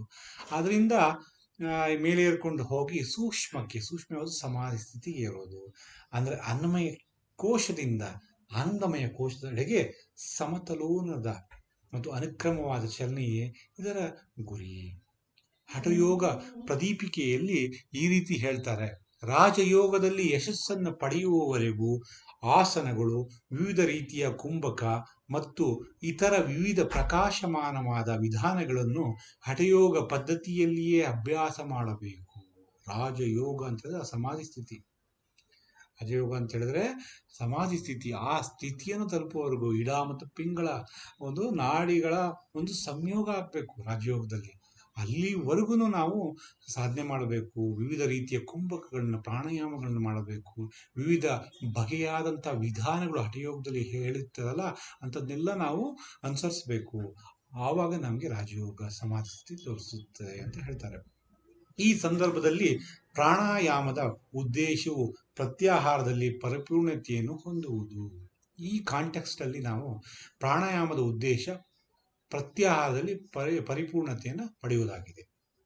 ಪ್ರತ್ಯಾಹಾರ ಅಂದ್ರೆ ಏನು ಅಂತ ನಿಮ್ಗೆ ಕ್ವಶನ್ ಬರ್ಬೋದು. ಪ್ರತ್ಯಾಹಾರ ಬೇರೆ ಆಹಾರ ಕೊಡೋದು. ಯಾರಿಗೆ? ಈ ಮನಸ್ಸಿಗೆ, ಈ ಪ್ರಜ್ಞೆಗೆ. ಇದು ಸಾಂಪ್ರದಾಯಿಕ ಪಠ್ಯಗಳಲ್ಲಿ ವಿವರಿಸಲಾದ ಕೇವಲ ಪ್ರಜ್ಞೆಯನ್ನು ಹಿಂತೆಗೆದುಕೊಳ್ಳಿಕೆಯಲ್ಲ. ಪ್ರಜ್ಞೆ ಅನ್ನೋದನ್ನ ಅವರ ಕಾನ್ಷಿಯಸ್ನೆಸ್ ಯಾವಾಗಲೂ ಹೆಣ್ಣು ಹೊನ್ನು ಮಣ್ಣಿನ ಈ ಸೃಷ್ಟಿಯ ಪಸರದ ಮೇಲೆ ಕಣ್ಣಿದೆಯಲ್ಲ ನಮ್ದನ್ನ, ಆ ಕಣ್ಣು ತೆಗೆದು ಎಲ್ಲಿಗೆ ಬೇರೆ ಕೊಡುವುದಕ್ಕೆ ಭಗವಂತನ ಕಡೆ ತಿರುಗಿಸೋದೇ ಪ್ರತ್ಯಾಹಾರ ಅಂತ ಹೇಳ್ತಲ್ಲ, ಅದೊಂದೇ ಅಲ್ಲ, ಅದೂ ಒಂದು ಕೂಡ. ಪ್ರಜ್ಞೆಯನ್ನ ಕಾನ್ಷಿಯಸ್ನೆಸ್ ಅನ್ನ ಈ ಹೆಣ್ಣು ಹೊನ್ನು ಮಣ್ಣಿನ ಈ ಸೃಷ್ಟಿಯ ಪಸರದ ಮೇಲಿಂದ ತೆಗೆದು ಬೇರೆ ಕಡೆ ತರಬೇಕು. ಆದರೆ ಪ್ರತಿ ಇಂದ್ರಿಯ ಸಂವೇದನೆಯನ್ನು ಪರಮನ ಅಭಿವ್ಯಕ್ತಿಯಾಗಿ ಗ್ರಹಿಸುವ ಸ್ಥಿತಿ ಅದು. ಪ್ರತ್ಯಾಹಾರ ಅಂತ ಹೇಳಿದ್ರೆ ಪ್ರತಿಯೊಂದು ಇನ್ಸಿಡೆಂಟ್ ಅನ್ನ ನಾವು ಅವನ ದೈವದ ಪರಮದ ಒಂದು ಆಟ ಅಥವಾ ಅದರ ಹಿಂದಿರುವ ಲೀಲೆಯನ್ನು ಅರ್ಥಕೊಂಡು ನಡೆಯುವಂಥ, ಗ್ರಹಿಸುವಂಥ, ನಡೆಯುವಂಥ ಸ್ಥಿತಿ ಅದು. ಪರಮನ ಅಭಿವ್ಯಕ್ತಿಯಾಗಿ ಗ್ರಹಿಸುವ ಸ್ಥಿತಿ. ಪ್ರತಿಯೊಂದನ್ನ ಅಭಿವ್ಯಕ್ತಿಯಾಗಿ ಗ್ರಹಿಸ್ತವೆ. ಏನೋ ತುಂಬಾ ಹರ್ಟ್ ಮಾಡ್ದು ಅಂತ ಹೇಳಿದ್ರೆ ಅವನ ಮೇಲೆ ಕೋಪ ಬಂದು ಶಾಪ ಕೊಡೋದಲ್ಲ, ಅದರ ಹಿಂದಿರುವಂಥ ಪರಮನ ಉದ್ದೇಶವೇನು ಅಂತ ತಿಳ್ಕೊಬೇಕಾದ್ರೆ. ಫಾರ್ ಎಕ್ಸಾಂಪಲ್ ನಮ್ಗೆ ಮರಿಬಸಪ್ಪ ದಂದಮನಿಯವರು ಅವ್ರು ಮಾತಾಡುವಂಥ ಒಂದು ರೀತಿ, ಅವರ ಒಂದು ಊರಿನ ಶೈಲಿನೇ ಹಾಗಂತೆ ಅದು. ಅವರು ಯಾವಾಗಲೂ ರಫ್ ಅಂಡ್ ಟಫ್ ಆಗಿ ಅಂತ ಹೇಳಿದ್ರೆ ಸ್ಟ್ರೈಟ್ ಫಾರ್ವರ್ಡ್, ಇದ್ದಂಗೆ ಹೇಳೋದು, ಆಮೇಲೆ ತಪ್ಪಿದ್ರೆ ಖಂಡಿಸೋದು. ಸೊ ಇದು ಅವರ ಒಂದು ಊರಿನ ಕಲೆ ಅದು, ಆ ಜನಗಳು ಬೆಳೆದಿರುವಂಥ ರೀತಿ. ಆ ರೀತಿಯಲ್ಲೇ ಮಾತಾಡಿದಾಗ ಕೆಲವರಿಗೆ ಸಾಧಕರಿಗೆ ಹರ್ಟ್ ಆಗ್ಬಿಟ್ಟು ಅವರು ಹತ್ರ ಬರೋದಲ್ಲೇ ಬಿಟ್ಬಿಡ್ತಾ ಇದ್ದಂತೆ. ಬಟ್ ನಾವು ಏನ್ ತಿಳ್ಕೊಬೇಕು ಅಂದ್ರೆ, ಒಬ್ಬ ಗುರು ಹೇಗಿರ್ತಾನೆ ಅಂತ ಹೇಳಿದ್ರೆ ನೀವು ಹೇಳ್ದೋಗಿರಲ್ಲ. ಅದಕ್ಕೆ ಶರೀಫ್ ಹೇಳ್ತಾರೆ, ಒಂದನಾಡಿದರೆ ಕಡಿಮೆ ಎಂದೆ ಮತ್ತೆರಡಾಡಲು ಹೆಚ್ಚೆಂದೆ, ಒಂದಾಡಿದ್ರೆ ಕಡಿಮೆ ಅಂತೆ, ಎರಡಾಡಿದ್ರೆ ಹೆಚ್ಚೆಂದೆ ಹೇಳ್ತೀಯ. ಬೆಳಗಿನ ಮಾತಲ್ಲ ನಿಜ ತಂದೆ, ಸುಜ್ಞಾನಿಗಳಿಗೆ ಮಾತ್ರ ಹೊಳಿತಂದೆ ಅಂತಾರೆ. ಈ ಸುಜ್ಞಾನಿ ಆದವನಿಗೆ ಮಾತ್ರ ಗುರು ಅನ್ನೋನು ಏನು ಅಂತ ಗೊತ್ತಾಗತ್ತೆ. ಯಾಕಂದ್ರೆ ಗುರು ಅನ್ನೋನಲ್ಲಿ ಕತ್ತಲೆಯನ್ನ ಕಳೆದು ಬೆಳಕಿನೆಡೆಗೆ ನಡೆಸುವಂತ ಒಂದು ತತ್ವದ ಒಂದು ಹಿಡಿತ ಇರ್ತದೆ, ತತ್ವದ ಒಂದು ಅನುಭವ ಇರ್ತದೆ, ತತ್ವದ ಒಂದು ಭಂಡಾರ ಇರ್ತದೆ. ಅದನ್ನ ನೀವು ತಗೋಬೇಕಾದ್ರೆ ಅವನ ಒಂದು ಸ್ಟೈಲ್ ಆಫ್ ಎಜುಕೇಶನ್ ಅಲ್ಲಿ ನಾವು ಪಾಸ್ ಆಗ್ಬೇಕಾಗ್ತದೆ. ಓಕೆ, ನೀವು ಹೇಳ್ಬೋದು ಕೆಲವು ವರ್ಷದಲ್ಲಿ ಗುರುಗಳು ಹಂಗಿರ್ಬೋದು. ಎಲ್ಲಾರ ಸ್ಥಿತಿಗತಿ ಹಂಗಿರಲ್ಲಪ್ಪ. ಈಗ ಮಂಡ್ಯ ಜನತೆ ಹತ್ರ ಹೋಗಿ ಮಾತೆತ್ತಿದ್ರೆ ಅವ್ರೆ ಹೋಗಲೆ ಏನ್ಲೆ ಬಾರ್ಲೆ, ಏನಾದ್ರು ಒಂದು ಇನ್ಸಿಡೆಂಟ್ಸ್ ಆದ್ರೆ ಕೆಪಾಲಕ್ಕೆ ಹೊಡಿತಾರೆ. ಅಲ್ಲಿರೋ ಸ್ಟೈಲೇ ಹಾಗೆ. ಅದೇ ನೀವು ಉತ್ತರ ಕರ್ನಾಟಕದವ್ರಿಗೆ ಅವರು ಮಾತಾಡ್ಬೇಕಾದ್ರೆ, ನನ್ನ ಮಗನಿಗೊಬ್ಬ ನನ್ನ ಫ್ರೆಂಡ್ ಪಕ್ಕದ ಮನೇಲಿದ್ದ, ಅವನು ಹೇಳ್ದ, ನಿಮ್ಮ ಮಗ ತುಂಬಾ ಬೆರ್ಕಿ ಇದ್ದಾನೆ ಅಂತ ಏನೋ ನನ್ನ ಮಗನಿಗೆ ನಮ್ಮ ಅತ್ತೆ ಹತ್ರ ಹೇಳಿದ್ರಂತೆ. ನಮ್ಮ ಅತ್ತೆ ಬಂದು ನನ್ನ ಹತ್ರ ಹೇಳ್ತಾರೆ, ನಿನ್ನ ಫ್ರೆಂಡು ಸಿದ್ದಪ್ಪ ಅವರು ಬೆರ್ಕಿ ಅಂದ್ಬಿಟ್ಟ. ಏನೋ ಬೆರ್ಕಿ ಅಂದ್ರೆ ನಾವೇನು ಹಾದ್ರು ಬಿಡ್ತವ್ರ ನಮ್ಮ ಮಗ ಈ ತರ. ಬಟ್ ಬೆರ್ಕಿ ಅಂತ ಹೇಳಿದ್ರೆ ಬಹಳ ಚಾಣಕ್ಯ, ತಂತ್ರಗಾರ ಅಂತ ಲೆಕ್ಕ, ತುಂಬಾ ಆಕ್ಟಿವ್ ಅಂತ ಹೇಳಿದ್ರೆ. ಬಟ್ ಇದು ಆಮೇಲೆ ಇದ್ದಂಗೆ ಹೇಳ್ತಾರೆ ಬಿಜಾಪುರ ಧಾರವಾಡ ಮಂದಿಗಳೆಲ್ಲ. ಅದು ಸಹಿಸೋಕ್ಕಾಗಲ್ಲ. ನೀವು ಮೈಸೂರು ಕಡೆಯವ್ರಿಗೆ ಬಂದ್ರೆ ಏನಪ್ಪ ಹಿಂಗ್ ತಿವಿತಾರೆ ಮಾತಲ್ಲೇನೆ, ಸುಮ್ಮನೆ ಹೇಳ್ತಾರೆ ಸ್ಟ್ರೈಟ್ ಫಾರ್ವರ್ಡ್ ತಿವಿತಾರೆ ಅಂತ. ಬಟ್ ಅಲ್ಲಿನ ಒಂದು ಮಾತಿನ ಕಲೆ ಅದು, ಎಲ್ಲ ಜನಗಳು ಅದಕ್ಕೆ ಹೊಂದ್ಕೊಂಡಿದ್ದಾರೆ. ಆ ಸ್ಟೈಲ್ ಆಫ್ ಸ್ಪೀಕಿಂಗ್ ಇದೆ. ಅದಕ್ಕೆ ನೀವು ಈ ಒಬ್ಬ ವ್ಯಕ್ತಿ ಸರಿ ಇಲ್ಲ ಅಂತ ಹೇಳೋಕ್ಕಾಗಲ್ಲ. ಆ ಕಲೆ ಅದು ಹಂಗಿದೆ. ಅದನ್ನ ಅರ್ಥಕೋಬೇಕು. ಆದರೆ ಪ್ರತಿ ಇಂದ್ರಿಯ ಸಂವೇದನೆಯನ್ನು ಪರಮನ ಅಭಿವ್ಯಕ್ತಿಯಾಗಿ ಗ್ರಹಿಸುವ ಸ್ಥಿತಿ. ಪ್ರತಿಯೊಂದು ಆಕ್ಷನ್ನು, ತನ್ನ ಮೇಲೆ ಆಗುವಂಥ ಪ್ರತಿಯೊಂದು ಕ್ರಿಯೆಗಳು, ಹೊರಗಡೆಯಿಂದ ಬರುವಂಥ ಪ್ರತಿಯೊಂದು ಸಂದೇಶಗಳು, ಹೆಂಡತಿ ಇರ್ಬೋದು, ಮಕ್ಕಳಿರ್ಬೋದು, ಎಲ್ಲದೂ ಕೂಡ ಆ ಪರಮನ ಒಂದು ಆಟ, ಪರಮನ ಒಂದು ಪ್ರಯೋಗ, ಪರಮ ಮಾಡ್ತಿರುವಂತ ಆ ಪರಶಿವ ಮಾಡ್ತಿರುವಂತ ಒಂದು ಟೆಸ್ಟ್, ಅದು ನನ್ನ ಪರೀಕ್ಷೆ ಅಂತ ತಿಳ್ಕೋಬೇಕು ಅಂತ ಗ್ರಹಿಸುವ ಸ್ಥಿತಿ. ತಿಳ್ಕೊಳ್ಳೋದು ಅನ್ನೋದು ಬೇರೆ, ಗ್ರಹಿಸುವುದು ಬೇರೆ. ಟಕ್ಕಂತ ಗ್ರಾಸ್ ಮಾಡಬೇಕು, ಆ ಸಂವೇದನೆ ಬರಬೇಕು. ಮತ್ತು 3 ಗಂಟೆಗಳ ಕಾಲ ಉಸಿರನ್ನು ಉಳಿಸಿಕೊಳ್ಳುವ ಮಟ್ಟಿಗೆ ಪ್ರಾಣ ಸಾಮರ್ಥ್ಯವನ್ನ ನಾವು ವಿಸ್ತರಿಸಬೇಕಾಗುತ್ತದೆ, ವಿಸ್ತರಿಸುವುದಾಗಿದೆ. ಅಂದ್ರೆ ಪ್ರತ್ಯಾಹಾರ ಅಂದ್ರೆ 3 ಟಾಪಿಕ್ ಬರುತ್ತೆ ರೀ. ಒಂದು, ಈ ಪ್ರಜ್ಞೆನ ಕಾನ್ಶಿಯಸ್ನೆಸ್ ಅನ್ನ ಲೌಕಿಕದಿಂದ ಅಲೌಕಿಕದೆಡೆಗೆ, ಒಂದು ಭವದಿಂದ ಭಕ್ತನೆಡೆಗೆ ತಿರ್ಸೋದು, ಒಂದು ಆ ಒಂದು ಒಂದು ಹೆಣ್ಣು ಒಂದು ಮಣ್ಣಿನ ಮೇಲಿಂದ ಆಸೆಯನ್ನು ತೆಗೆದು ದೈವತ್ವ ಕಡೆಗೆ, ದೇವನ ಕಡೆಗೆ ತಿರುಗಿಸುವುದು. ಅದೊಂದೇ ಅಲ್ಲ, ಎರಡನೇದೇನು, ಪ್ರತಿ ಇಂದ್ರಿಯ ಸಂವೇದನೆಗಳನ್ನ, ಒಂದು ಪ್ರತಿ ಪ್ರಚೋದನೆಗಳನ್ನ ಏನಂತ ತಿಳಿಯೋದು, ಆ ದೇವನ ಒಂದು ಟೆಸ್ಟ್, ಲೀಲೆ ಅಂತ ಟಕ್ಕಂತ ಗ್ರಾಸ್ ಮಾಡಬೇಕು. ಆಮೇಲೆ 3ನೇದು, 3 ಗಂಟೆಗಳ ಕಾಲ ಉಸಿರನ್ನು ಬಿಗಿದು ಹಿಡಿದು ಜೀವಂತವಾಗಿ ಇರುವಂತ ಕಲೆಯನ್ನ ಹೊಂದುವುದೇ ಪ್ರತ್ಯಾಹಾರದ ಒಂದು ಗುರಿಯಾಗಿದೆ ಅಂತ ಹೇಳ್ತಾರೆ. ಶಿವ ಸಂಹಿತೆ ಹೀಗೆ ಹೇಳ್ತದೆ, ಒಬ್ಬನು 3 ಗಂಟೆಗಳ ಕಾಲ ಉಸಿರನ್ನು ಹಿಡಿದಿಟ್ಟುಕೊಳ್ಳುವ ಶಕ್ತಿಯನ್ನು ಪಡೆದಾಗ ಖಂಡಿತವಾಗಿಯೂ ಅವನು ಅದ್ಭುತವಾದ ಪ್ರತ್ಯಾಹಾರದ ಸ್ಥಿತಿಯನ್ನು ತಲುಪುತ್ತಾನೆ, ತಪ್ಪದೆ ತಲುಪುತ್ತಾನೆ ಅಂತ ಹೇಳ್ತಾರೆ. 3 ಗಂಟೆಗಳ ಕಾಲ ನೀವು ನಿಮ್ಮ ಪ್ರಾಣವನ್ನ ಹಿಡಿದಿಟ್ಕೊಂಡ್ಬಿಡ್ತು ಅಂತ ಹೇಳಿದ್ರೆ, ಅಲ್ಲ, ನಿಮ್ಮ ಉಸಿರನ್ನ ಹಿಡಿದಿಟ್ಟುಕೊಳ್ತು ಅಂತ ಹೇಳಿದ್ರೆ, ದಯವಿಟ್ಟು ಉಸಿರು ಪ್ರಾಣ ಒಂದೇ ಅಲ್ಲ, ಮುಂದಕ್ಕೆ ವಿವರಿಸ್ತಾ ಹೋಗ್ತೀವಿ. ಉಸಿರನ್ನ ಹಿಡಿದಿಟ್ಟುಕೊಳ್ಳುವ ಶಕ್ತಿ ಪಡೆದಾಗ ಅತ್ಯದ್ಭುತವಾದ ಪ್ರತ್ಯಾಹಾರದ ಸ್ಥಿತಿಯನ್ನು ತಲುಪ್ತೇವೆ ಅಂತ ಕರಿತೀವಿ. ಈ 3ನೇ ಸ್ಥಿತಿ ಬಂದ ತಕ್ಷಣನೇ ಪ್ರತ್ಯಾಹಾರದ ಒಂದು ಅತ್ಯುನ್ನತ ಸ್ಥಿತಿ ತಲುಪಿದ್ರಿ ಅಂತ. ಈ ಫಾರ್ ಎಕ್ಸಾಂಪಲ್ ನಾನು ಹೇಳ್ತೀನಿ, ನನ್ನ ಒಂದು ಎಕ್ಸ್ಪೀರಿಯನ್ಸ್ ಅಲ್ಲ. ಒಂದು ಯಾರೋ ಒಬ್ರು ಮಾತಾಡ್ಬಿಡ್ತಾರೆ, ಸಡನ್ ಆಗಿ ಸಿಟ್ಟಾಗ್ಬಿಡ್ತಾ ಇದ್ವಿ. ಆ ಮಾತಾಡಿದ್ನ ಯೋಚನೆನೇ ಮಾಡ್ತಾ ಇರಲಿಲ್ಲ, ಸಡನ್ ಸಿಟ್ಟಿಗೆ ಏರ್ಬಿಡ್ತಾ ಇತ್ತು. ಅದೇ ಒಬ್ಬ ಈಗಿನ ನನ್ನ ಸ್ಥಿತಿಯಲ್ಲಿ ಯಾರೇ ಒಬ್ರು ಮಾತಾಡಿದ್ರು ಕೂಡ ಅದನ್ನ ಅದೇ ಕುಂಭಕ ಸ್ಥಿತಿಯಲ್ಲಿ ನೋಡಿ ಏನಕ್ಕೆ ಹೇಳ್ದ ಅನ್ನೋದು ಟಕ್ ಅಂತ ಗ್ರಾಸ್ಪ್ ಆಗುತ್ತೆ. ಆ ಇಂಟ್ಯೂಟಿವ್ ನಾಲೆಡ್ಜ್ ಅಲ್ಲಿ ಅವನ ಒಂದು ಹಿಂದಿರುವಂತ ಉದ್ದೇಶ ಏನು ಅಂತ ಗೊತ್ತಾಗುತ್ತೆ. ಈ ಪ್ರತ್ಯಾಹಾರ ಸ್ಥಿತಿಯಲ್ಲಿ ಇವೆಲ್ಲ ಒಂದು ಅನುಭವಕ್ಕೆ ಬರುತ್ತೆ. ಆ ಅನುಭವಕ್ಕೆ ಬರ್ಬೇಕು ಅಂತ ಹೇಳಿದ್ರೆ ಪ್ರತ್ಯಾಹಾರ ಸ್ಥಿತಿ ಬೇಕೇ. ಯೋಗದ ಅಭ್ಯಾಸವು ನಿಜವಾಗಿಯೂ ನಾವು ಪ್ರಾಣಾಯಾಮದ ಸರಣಿಗೆ ಬಂದಾಗ ಪ್ರಾರಂಭವಾಗುತ್ತದೆ. ಏನು ಹೇಳ್ತಾ ಇದ್ದಾರೆ, ಯೋಗ ಯೋಗ ಯೋಗ ಅಂದ್ರೆ ಕೈಕಾಲು ಮುರಿಯೋದಲ್ಲ, ಉಸಿರನ್ನ ಪಸ ಪಸ ಪಸ ಅಂತ ಆಡೋದಲ್ಲ, ಕೈ ಆಡಿಸೋದು ಅಲ್ಲ, ಉಸಿರಾಡಿಸೋದು ಅಲ್ಲ ಅಲ್ಲ. ಬಟ್ ಅದು ಹೌದು, ಬಟ್ ಯೋಗ ಅಂದ್ರೆ ಅದಲ್ಲ. ಅದರಿಂದ ಆಗಿದೆ, ಬಟ್ ಅದಲ್ಲ.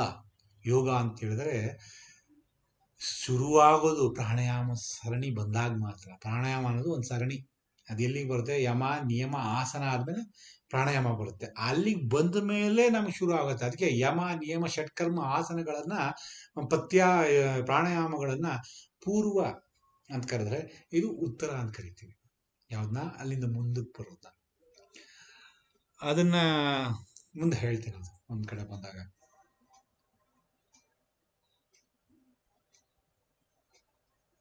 ಅಭ್ಯಾಸಗಳೊಂದಿಗೆ ಬಂದಾಗ ಪ್ರಾರಂಭವಾಗ್ತದೆ. ಆಸನಗಳ ಅಭ್ಯಾಸದಿಂದ ದೇಹವನ್ನು ನಿಯಂತ್ರಿಸುವ ಶಕ್ತಿಗಳೊಂದಿಗೆ ಕೆಲಸ ಮಾಡಲು ಸಾಧ್ಯವಾಗುವ ಸ್ಥಿತಿಗೆ ನಾವು ತಲುಪುತ್ತೇವೆ. ಸೊ ಈ ಆಸನಗಳನ್ನ, ಷಟ್ಕರ್ಮಗಳನ್ನ, ಯಮ ನಿಯಮಗಳನ್ನೆಲ್ಲ ಮಾಡ್ತೀವಲ್ಲ, ಮಾಡಿ ಮುಂದಕ್ಕೆ ಬಂದಾಗ ಅಭ್ಯಾಸಗಳ ಮೂಲಕ ದೇಹವನ್ನು ನಿಯಂತ್ರಿಸುವ ಶಕ್ತಿ. ನೋಡಿ, ಕೈ ಎತ್ತಕ್ಕೊಂದು ಶಕ್ತಿ ಇದೆ, ತಲೆ ಬುರುಡೆ ಬಗ್ಸಕ್ಕೆ ಒಂದು ಶಕ್ತಿ ಇದೆ, ಕಾಲನ ಮೇಲೆತ್ತಕ್ಕೊಂದು, ತಲೆನ ಕೆಳಗಡೆ ಮೇಲೆತ್ತೋಕೆ ಶೀರ್ಷಾಸನಕ್ಕೆ ಒಂದು ಶಕ್ತಿ ಇದೆ. ಸೊ ಇವೆಲ್ಲ ಶಕ್ತಿಗಳನ್ನ, ದೇಹವನ್ನು ನಿಯಂತ್ರಿಸುವ ಶಕ್ತಿಯೊಂದಿಗೆ ಕೆಲಸ ಮಾಡಲು ಸಾಧ್ಯವಾಗುವ ಸ್ಥಿತಿಗೆ ನಮ್ಮನ್ನು ತಲುಪಿಸುವುದು ಯಾವುದು? ಪ್ರಾಣಾಯಾಮ, ಅಲ್ಲ, ದೇಹಾಸನಗಳು. ಯಾವ ಶಕ್ತಿಗಳು ದೇಹವನ್ನು ನಿಯಂತ್ರಿಸ್ತದೆ ಅದರ ಜೊತೆಗೆ ಕೆಲಸ ಮಾಡೋದಕ್ಕೆ ನಮಗೆ ಸಾಧ್ಯ ಮಾಡುವಂಥದ್ದು ಈ ಯೋಗಾಭ್ಯಾಸಗಳು. ಪ್ರಾಣಾಯಾಮದ ಉಸಿರಾಟದ ಮೂಲಕ, ನೆಕ್ಸ್ಟ್ ಪ್ರಾಣಾಯಾಮ ಏನ್ ಮಾಡ್ತದೆ? ಪ್ರಾಣಾಯಾಮದ ಉಸಿರಾಟದ ಮೂಲಕ ನಾವು ದೇಹದೊಳಗಿನ ಸೂಕ್ಷ್ಮ ಶಕ್ತಿಯ ಅರಿವನ್ನು ಬೆಳೆಸಿಕೊಳ್ಳುತ್ತೇವೆ. ಪ್ರಾಣಾಯಾಮದ ಉಸಿರಾಟದ ಮೂಲಕ ದೇಹದಲ್ಲಿ ನಡೆಯುವಂತ ಸೂಕ್ಷ್ಮವಾದ ಶಕ್ತಿಯ ಒಂದು ಚಟುವಟಿಕೆಗಳನ್ನ ಅರ್ಥಕೊಳ್ಳೋಕೆ ನಮಗೆ ಸಾಧ್ಯವಾಗ್ತದೆ. ಏನೇ ಚಿಕ್ಕ ಚಿಕ್ಕ ಮೂಮೆಂಟು, ಫಾರ್ ಎಕ್ಸಾಂಪಲ್ ಈಗ ಕಣ್ಣು ಮಿಟುಕಿಸೋದು, ಅದಕ್ಕೊಂದು ವಾಯು ಮೂವ್ ಆಗ್ತದೆ ಅಂತ, ಅದು ಅಂಥ ಸೂಕ್ಷ್ಮತೆಗಳು. ಈಗ ಪಾಯ್ಖಾನೆಗೆ ಹೋಗ್ತೀವಿ ಅಂತ ಹೇಳಿದ್ರೆ ಆವಾಗ ನಮ್ಗೆ ಅನುಭವ ಆಗುತ್ತೆ ಏನೋ ಒಂದು ಫೋರ್ಸ್ ತಳ್ತಾ ಇದೆ ಅಂತ. ಈಗ ಒಂದು ಯೂರಿನೇಷನ್ಗೆ ಹೋಗ್ತೀವಿ, ಅವಾಗೂ ಅಷ್ಟೇ ಏನೋ ಒಂದು ಇದು ಮಾಡ್ತಾ ಇದೆ, ಸಡನ್ ಆಗಿ ಯೂರಿನೇಷನ್ ಸ್ಟಾಪ್ ಮಾಡಿ ಆಗೋದಿಲ್ಲ ಕೆಲವ್ರಿಗೆ. ಸೊ ಆ ಒಂದು ಸಿಗ್ನಲ್ನಿಂದ ಬಂದು ಅದಕ್ಕೆ ಪ್ರಚೋದನೆ ಮಾಡಿದಾಗ ಯೂರಿನೇಷನ್ ಆಗಕ್ಕೆ ಶುರು ಆಗುತ್ತೆ. ಯಾವ ರೀತಿ ಅವೆಲ್ಲ ನಡೀತವೆ ಅನ್ನೋಂಥ ಒಂದು ಒಳ ಸೂಕ್ಷ್ಮ ಅರಿವು ನಿಮಗೆ ಬರುತ್ತೆ ಪ್ರಾಣಾಯಾಮವನ್ನು ಮಾಸ್ಟರಿ ಮಾಡಿಕೊಂಡ್ರೆ. ಅದರಲ್ಲಿ ಒಂದು ಕೌಶಲ್ಯ ಬೆಳೆಸ್ಕೊಂಡಾಗ ಪ್ರತಿಯೊಂದು ಚಿಕ್ಕ ಚಿಕ್ಕ ಪ್ರಾಣಿಕ ಫೋರ್ಸ್ಗಳ ಒಂದು ಅರಿವು ನಿಮಗೆ ಗೊತ್ತಾಗತ್ತೆ. ಸೂಕ್ಷ್ಮ ಚಟುವಟಿಕೆಗಳ ಬಗ್ಗೆ ಅರಿವು ಮೂಡಿಸಲು ಮನಸ್ಸನ್ನು ಹತೋಟಿಗೆ ತಂದು ಮಾರ್ಗದರ್ಶಿಸುವುದು ಯೋಗದ ಪ್ರಾರಂಭವಾಗಿದೆ. ಸೂಕ್ಷ್ಮ ಚಟುವಟಿಕೆಗಳ ಬಗ್ಗೆ ಅರಿವು ಮೂಡಿಸಲು, ಒಳಗಡೆ ನಡೆಯುವಂತಹ ಸೂಕ್ಷ್ಮ ಚಟುವಟಿಕೆಗಳ ಬಗ್ಗೆ ತಿಳಿವು ಮೂಡಿಸಲು ಮನಸ್ಸನ್ನು ಹತೋಟಿಗೆ ತಂದು ಮಾರ್ಗದರ್ಶಿಸುವುದು ಯೋಗದ ಪ್ರಾರಂಭವಾಗಿದೆ. ಬರೀ ಪ್ರಾರಂಭ ಸರ್. ಸೊ ಒಂದು ದೇಹವನ್ನ ಚಲಾಯಿಸುವಂತ ಶಕ್ತಿಗಳನ್ನ ನೀವು ಅದ್ರ ಜೊತೆಗೆ ಅದನ್ನ ನಿಯಂತ್ರಿಸುವುದು ಕಲಿಯೋದು ಯಾವಾಗ? ಯೋಗ ಪ್ರಾಕ್ಟಿಕಲ್ ಆಸನಗಳ ಮೂಲಕ. ಎಲ್ಲ ಈ ಹೊರಗಿನ ದೇಹದ ಒಂದು ಮೂವ್ಮೆಂಟ್ಗೆ ಒಂದು ಸ್ಥೂಲ ಒಂದು ಚಟುವಟಿಕೆ ಕಾಣುವಾದ ಶಕ್ತಿ ಬಗ್ಗೆ ತಿಳ್ಕೊಳ್ಳೋದು, ಅದನ್ನ ಹತೋಟಿಗೆ ತರುವುದು ಯಾವುದು? ಆಸನಗಳ ಮೂಲಕ. ಸಡನ್ ಆಗಿ ಕಾಲು ತಗೊಂಡ್ಬಿಟ್ಟು ತಲೆ ಹತ್ರ ತಗೊಂಡ್ಬರ್ತಾರೆ ಕೆಲವರು, ನನ್ನ ಕೈಲಿ ಆಗಲ್ಲ. ಶಕಪಕ್ಲಾಗಿ ಒಂದು ಕೂತ್ಕೊಳ್ಳೋಕೆ ಆಗ್ತಾ ಇರಲಿಲ್ಲ.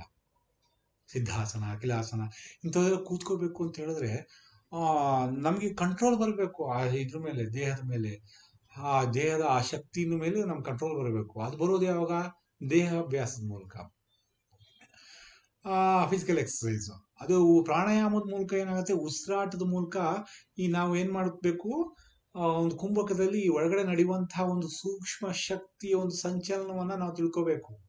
ಅದು ಅರಿವು ಪಡಿತೀವಿ ನಾವು ಪ್ರಾಣಾಯಾಮದ ಒಂದು ಸ್ಥಿತಿಯಲ್ಲಿ.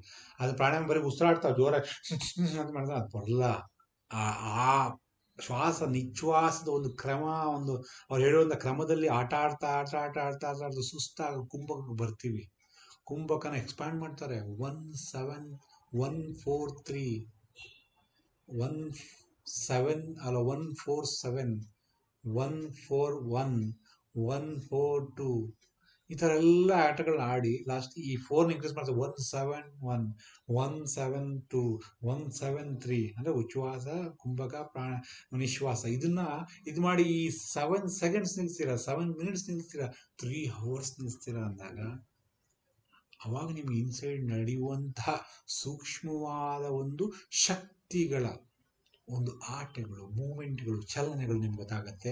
ಆ ಸೂಕ್ಷ್ಮ ಚಟುವಟಿಕೆಗಳ ಬಗ್ಗೆ ಅರಿವು ಮೂಡಿಸಲು ಮನಸ್ಸನ್ನು ಹತೋಟಿಗೆ ತಂದು ಮಾರ್ಗದರ್ಶಿಸುವುದು ಯೋಗದ ಪ್ರಾರಂಭವಾಗಿದೆ. ಈ ಮನಸ್ಸು ಅಂಥದ್ನೆಲ್ಲ ಗ್ರಾಸ್ ಮಾಡುವುದಕ್ಕೆ, ಅದಕ್ಕೆ ಅರಿವು ಮೂಡಿಸೋದಕ್ಕೆ, ಸೂಕ್ಷ್ಮ ಕ್ರಿಯೆಗಳನ್ನ ಬಗ್ಗೆ ಅರಿವು ಮೂಡಿಸೋದಕ್ಕೆ, ಮಾರ್ಗದರ್ಶಿಸುವುದಕ್ಕೆ ಈ ಯೋಗ ಅನ್ನೋದು ಒಂದು ಟೂಲ್ ಆಗಿದೆ.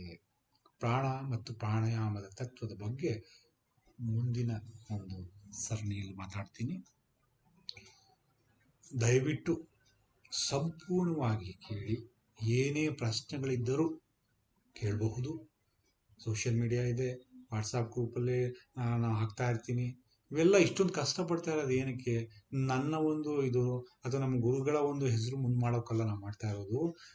ನಮ್ಮ ತತ್ವದಲ್ಲಿ ಇರುವಂತಹ ಒಂದು ಸಿಹಿಯನ್ನು ಹಂಚುವುದಕ್ಕೆ ಮಾಡ್ತಾ ಇದ್ದೀವಿ.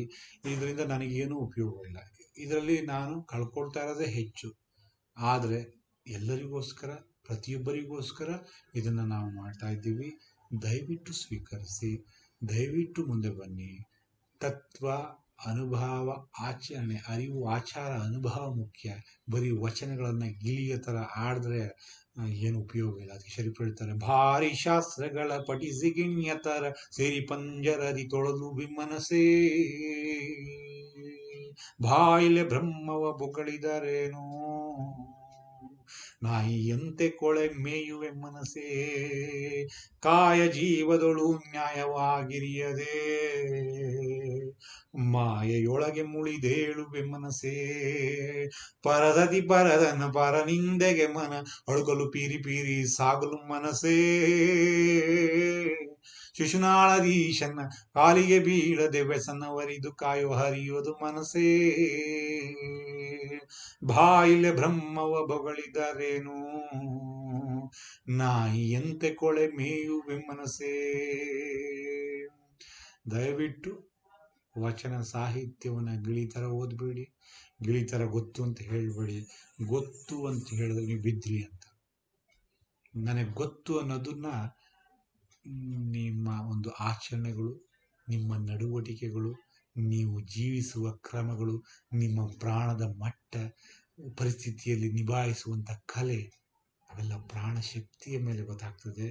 ನೀವು ಬಾಯಿಂದ ಮಾತಾಡಿ ಪ್ರಾಣವನ್ನು ಕಳೆದುಕೊಳ್ಳುವ ಬದಲು, ಬೇರೆಯವರ ಒಂದು ಬಾಯಲ್ಲಿ ಹಾಸ್ಯ ಚಟಾಕಿ ಆಗುವ ಮೊದಲು, ಬೇರೆಯವರಿಂದ ಬರೀ ಬಾಯಿ ಬಳಕ ಆಚರಣೆ ಇಲ್ಲ ಅನ್ನಿಸ್ಕೊಳ್ಳುವ ಮೊದಲು, ಅರಿವು ಪಡೆದು ಗುರುವಿಂದ ಆಚಾರದಲ್ಲಿ ನೆಲೆ ನಿಂತು ಅನುಭವದೆಡೆಗೆ ಸಾಗಿ ತತ್ವದ ಪರಮ ತತ್ವದ ನೆಲೆಗೆ ಮುಟ್ಟಿ ಆ ಉನ್ನತ ಸ್ಥಿತಿಯನ್ನೇರಿ ಆ ಉನ್ನತದೊಂದಿಗೆ ಬೆರೆತು ಈ ಒಂದು ಶರಣ ಸ್ಥಳದಲ್ಲಿ ನಿಂತು ಎಲ್ಲರಿಗೂ ಶರಣರಾಗುವಂತಹ ಒಂದು ತತ್ವ ಆಚರಣೆ ಕಲೆಯನ್ನು ಕಲ್ತುಕೊಳ್ಳಿ ಅಂತ ಹೇಳ್ತಾ ನನ್ನ ಈ ಸರಣಿಯನ್ನು ಮುಗಿಸ್ತಾ ಇದ್ದೀನಿ. ಶರಣಾರ್ಥಿಗಳು.